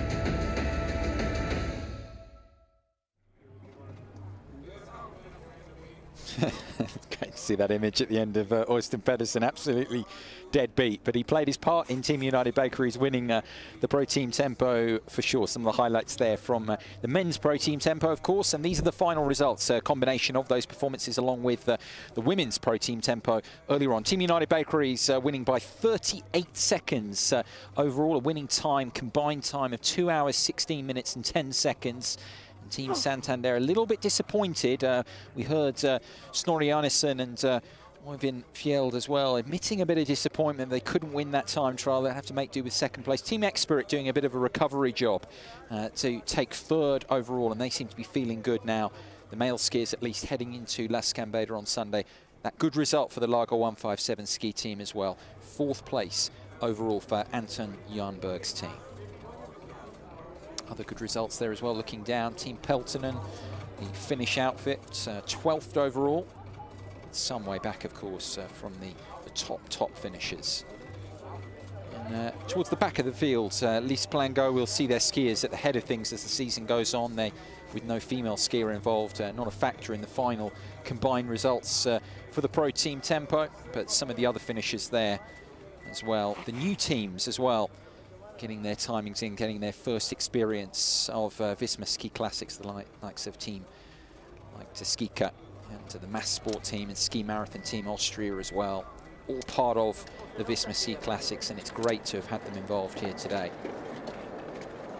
The mini Scambeda athletes continue to warm up ahead of this afternoon, big part of the weekend. As I mentioned, of course, long running race, the junior race ahead of La Scambeda as well itself, which we'll feature for you tomorrow morning. But mini Scambeda has been a tradition over many years here, the Saturday afternoon taken up with it. And they're going to have lovely conditions, lovely sunny conditions to ski in, some of the juniors. Oh, it's perfect for them, you know, and it's great to see some young kids, you know, at tracks. You know, that's what we also need. We'll always have to remember that, you know, whatever we do, we always need to focus on our juniors and our, you know, kids. You know, that's where the future stars are, you know, rising from. While we wait for the flower ceremony, the presentation, just a quick word. I mean, you've just come up from the interviews. Sorry if I'm just hot-footing it into you. You need a breather or whatever, Tamer. But it's interesting, actually, the Santander boys, a bit disappointed overall. I mean, they're trying to be professional in one way, saying it's a good result, which it is. But there was a bit that you could see they wanted to win the time trial. They were a bit of disappointment there. Oh, they certainly did. You know, you could really sense it. You know, some of the guys were not really that happy with their results, you know, and also not just with them, you know, but with the other teams as well. Certain guys had a really good day and the others didn't, you know, and you never know. And some of them also blamed the high altitude, you know, and as we learned, you know, the flat courses and 15K it's quite challenging sometimes. So it's not that easy, you know, like the Santander guy said, you know, that sometimes it's good to have some downhills as well, because you get some recovery time. So that's something that's really important to remember, that, you know, you go high up. Sometimes you have climbs, but then again you can go down and, you know, recover and be ready for the other hills. But, you know, when you go flat, there's this constant pace that you have to keep, and you have to learn to pace yourself and make sure that you don't go too fast, which probably happened to some of these teams over here as well. Yeah, it's difficult, isn't it, overall? I mean, it was interesting hearing Daniel Rickardson talk about it, that I think flat course overall it would be easy. And actually he was saying, no, it's actually difficult, because you have to keep working all the way through, and that takes its toll overall in the end. Of course, that's true. And it'll be interesting to see tomorrow, because it's a little bit longer than this one, 15 versus the 24. But basically, I think they're approaching that just like they did this one, although it's an individual race, so then you don't have to worry about the third skier, so forth. You know, just focus on yourself and make sure that, you know, you keep up with the pack, you know. And it's a bit of a curvy track as well, because usually we don't have something like this in a long distance races. It's kind of from one point to another, you know, it's kind of straightforward. Just awaiting the flower ceremony, you might be able to pick up a little bit all the Ski Classics, Visma Ski Classics anthem playing in the background, building up the atmosphere ahead of the flower ceremony presentation, which will be joining shortly. We look back again while we wait for it on the finish, the tremendous finish. As we pointed out on the commentary, you were referencing it in the interviews, this is what won it. I mean, overall, we said it at the time we fell, the finish they put together, Santander couldn't ultimately live with that. Exactly, you know, and they were kind of hurting as well, you know, as they said, you know, they had a tactical strategy which was kind of needed to be altered because one of the guys, you know, didn't show up, you know, because of the illness.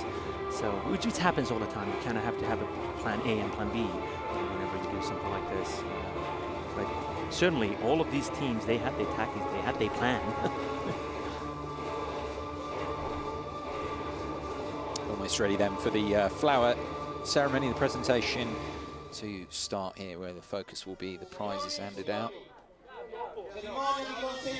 Here we are then.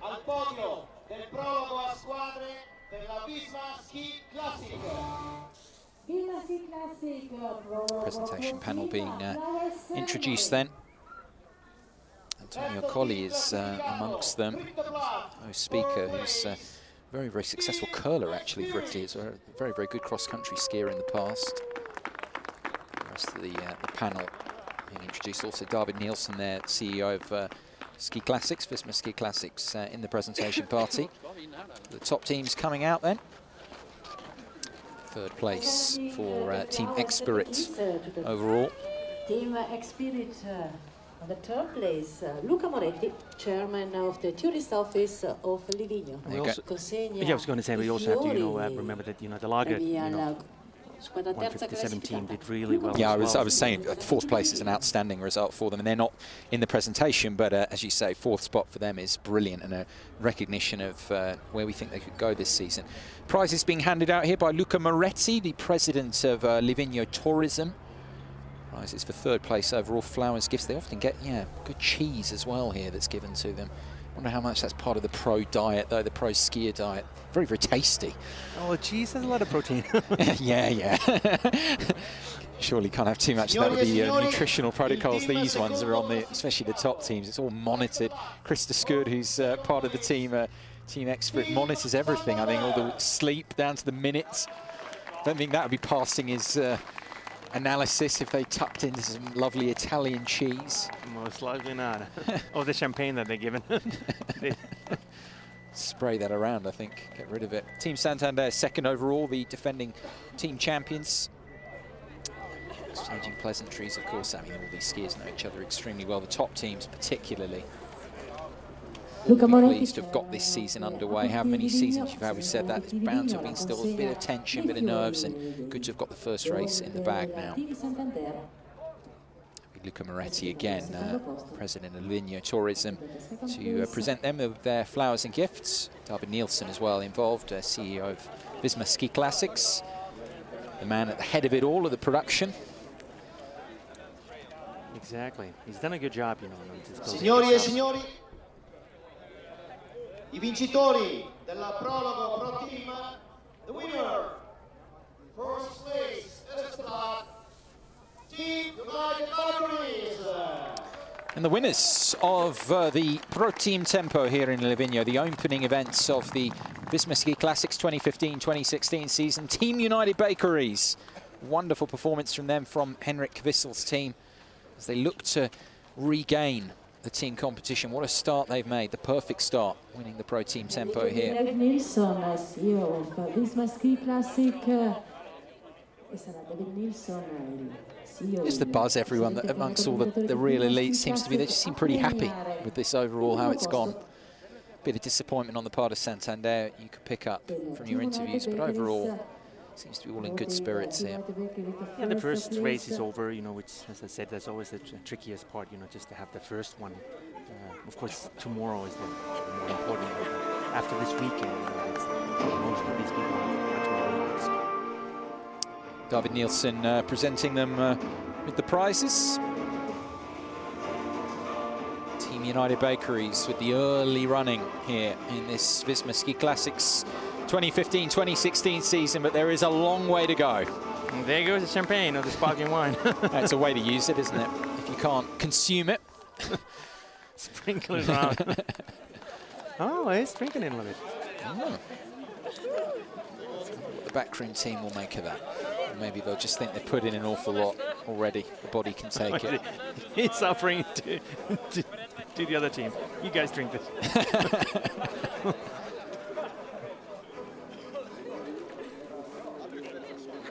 But yeah, they are the top three finishers, so the top three teams really. I suppose few surprises in the end. You can argue about the individual shake-up who finished first, second and third, but they are the standout teams in Visma Ski Classics, and so it's proven again here today. Looked for a while like Team X-Spirit might be pushed off the podium by Lager 157, but in the end did enough to pull that round two Norwegian standout teams and the Swedish team. That's where it is. And these are the early standings in the Visma Ski Classics team event, sponsored by Nordic Bet. United Bakeries, the maximum 200 points for the team winning the Pro Team Tempo, 170 for second place for Team Santander, 140 for Team Expert. But again, the Lager 157 team, great day's work, 120 points for the team standing for them. And of course, as we go down, the other teams as well getting points to boost their early totals.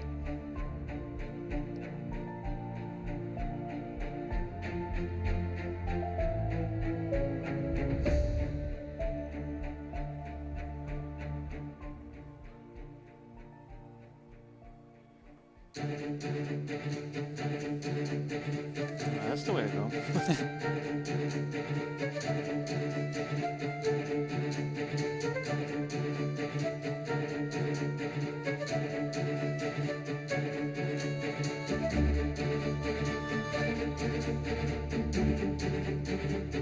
So some of the highlights of the day here then, before we leave you from northern Italy. Of course, we'll be back with you for La Scambeda on Sunday. Attention turning to that now, a course of around 24 kilometres. To be exactly confirmed how long it's going to be. The organisers, everyone's already actually putting work in on that. The course seems to have held up pretty well though. Just your closing thoughts, Teemu, on the time trial, and I guess also heading into Sunday, into La Scambeda. Well, first of all, it's been a beautiful, perfect day, which is always good for, for everything, and as you said, pretty much the teams that we expected to do well did well today. Some surprises like the fourth one, Lager 157 team, really nice job, from those guys. Some individual performances here and there, some of them really good, some of them, a little bit lacking, but we'll see tomorrow when we really get to the individual race how well these guys can do. But really nice, good kickoff for the season, and I'm really expecting this year or the upcoming year to be probably the greatest year so far. Yeah, just continues to grow and grow, Visma Ski Classics, and this race here today, the opener for the 2015-2016 season, has just backed that up.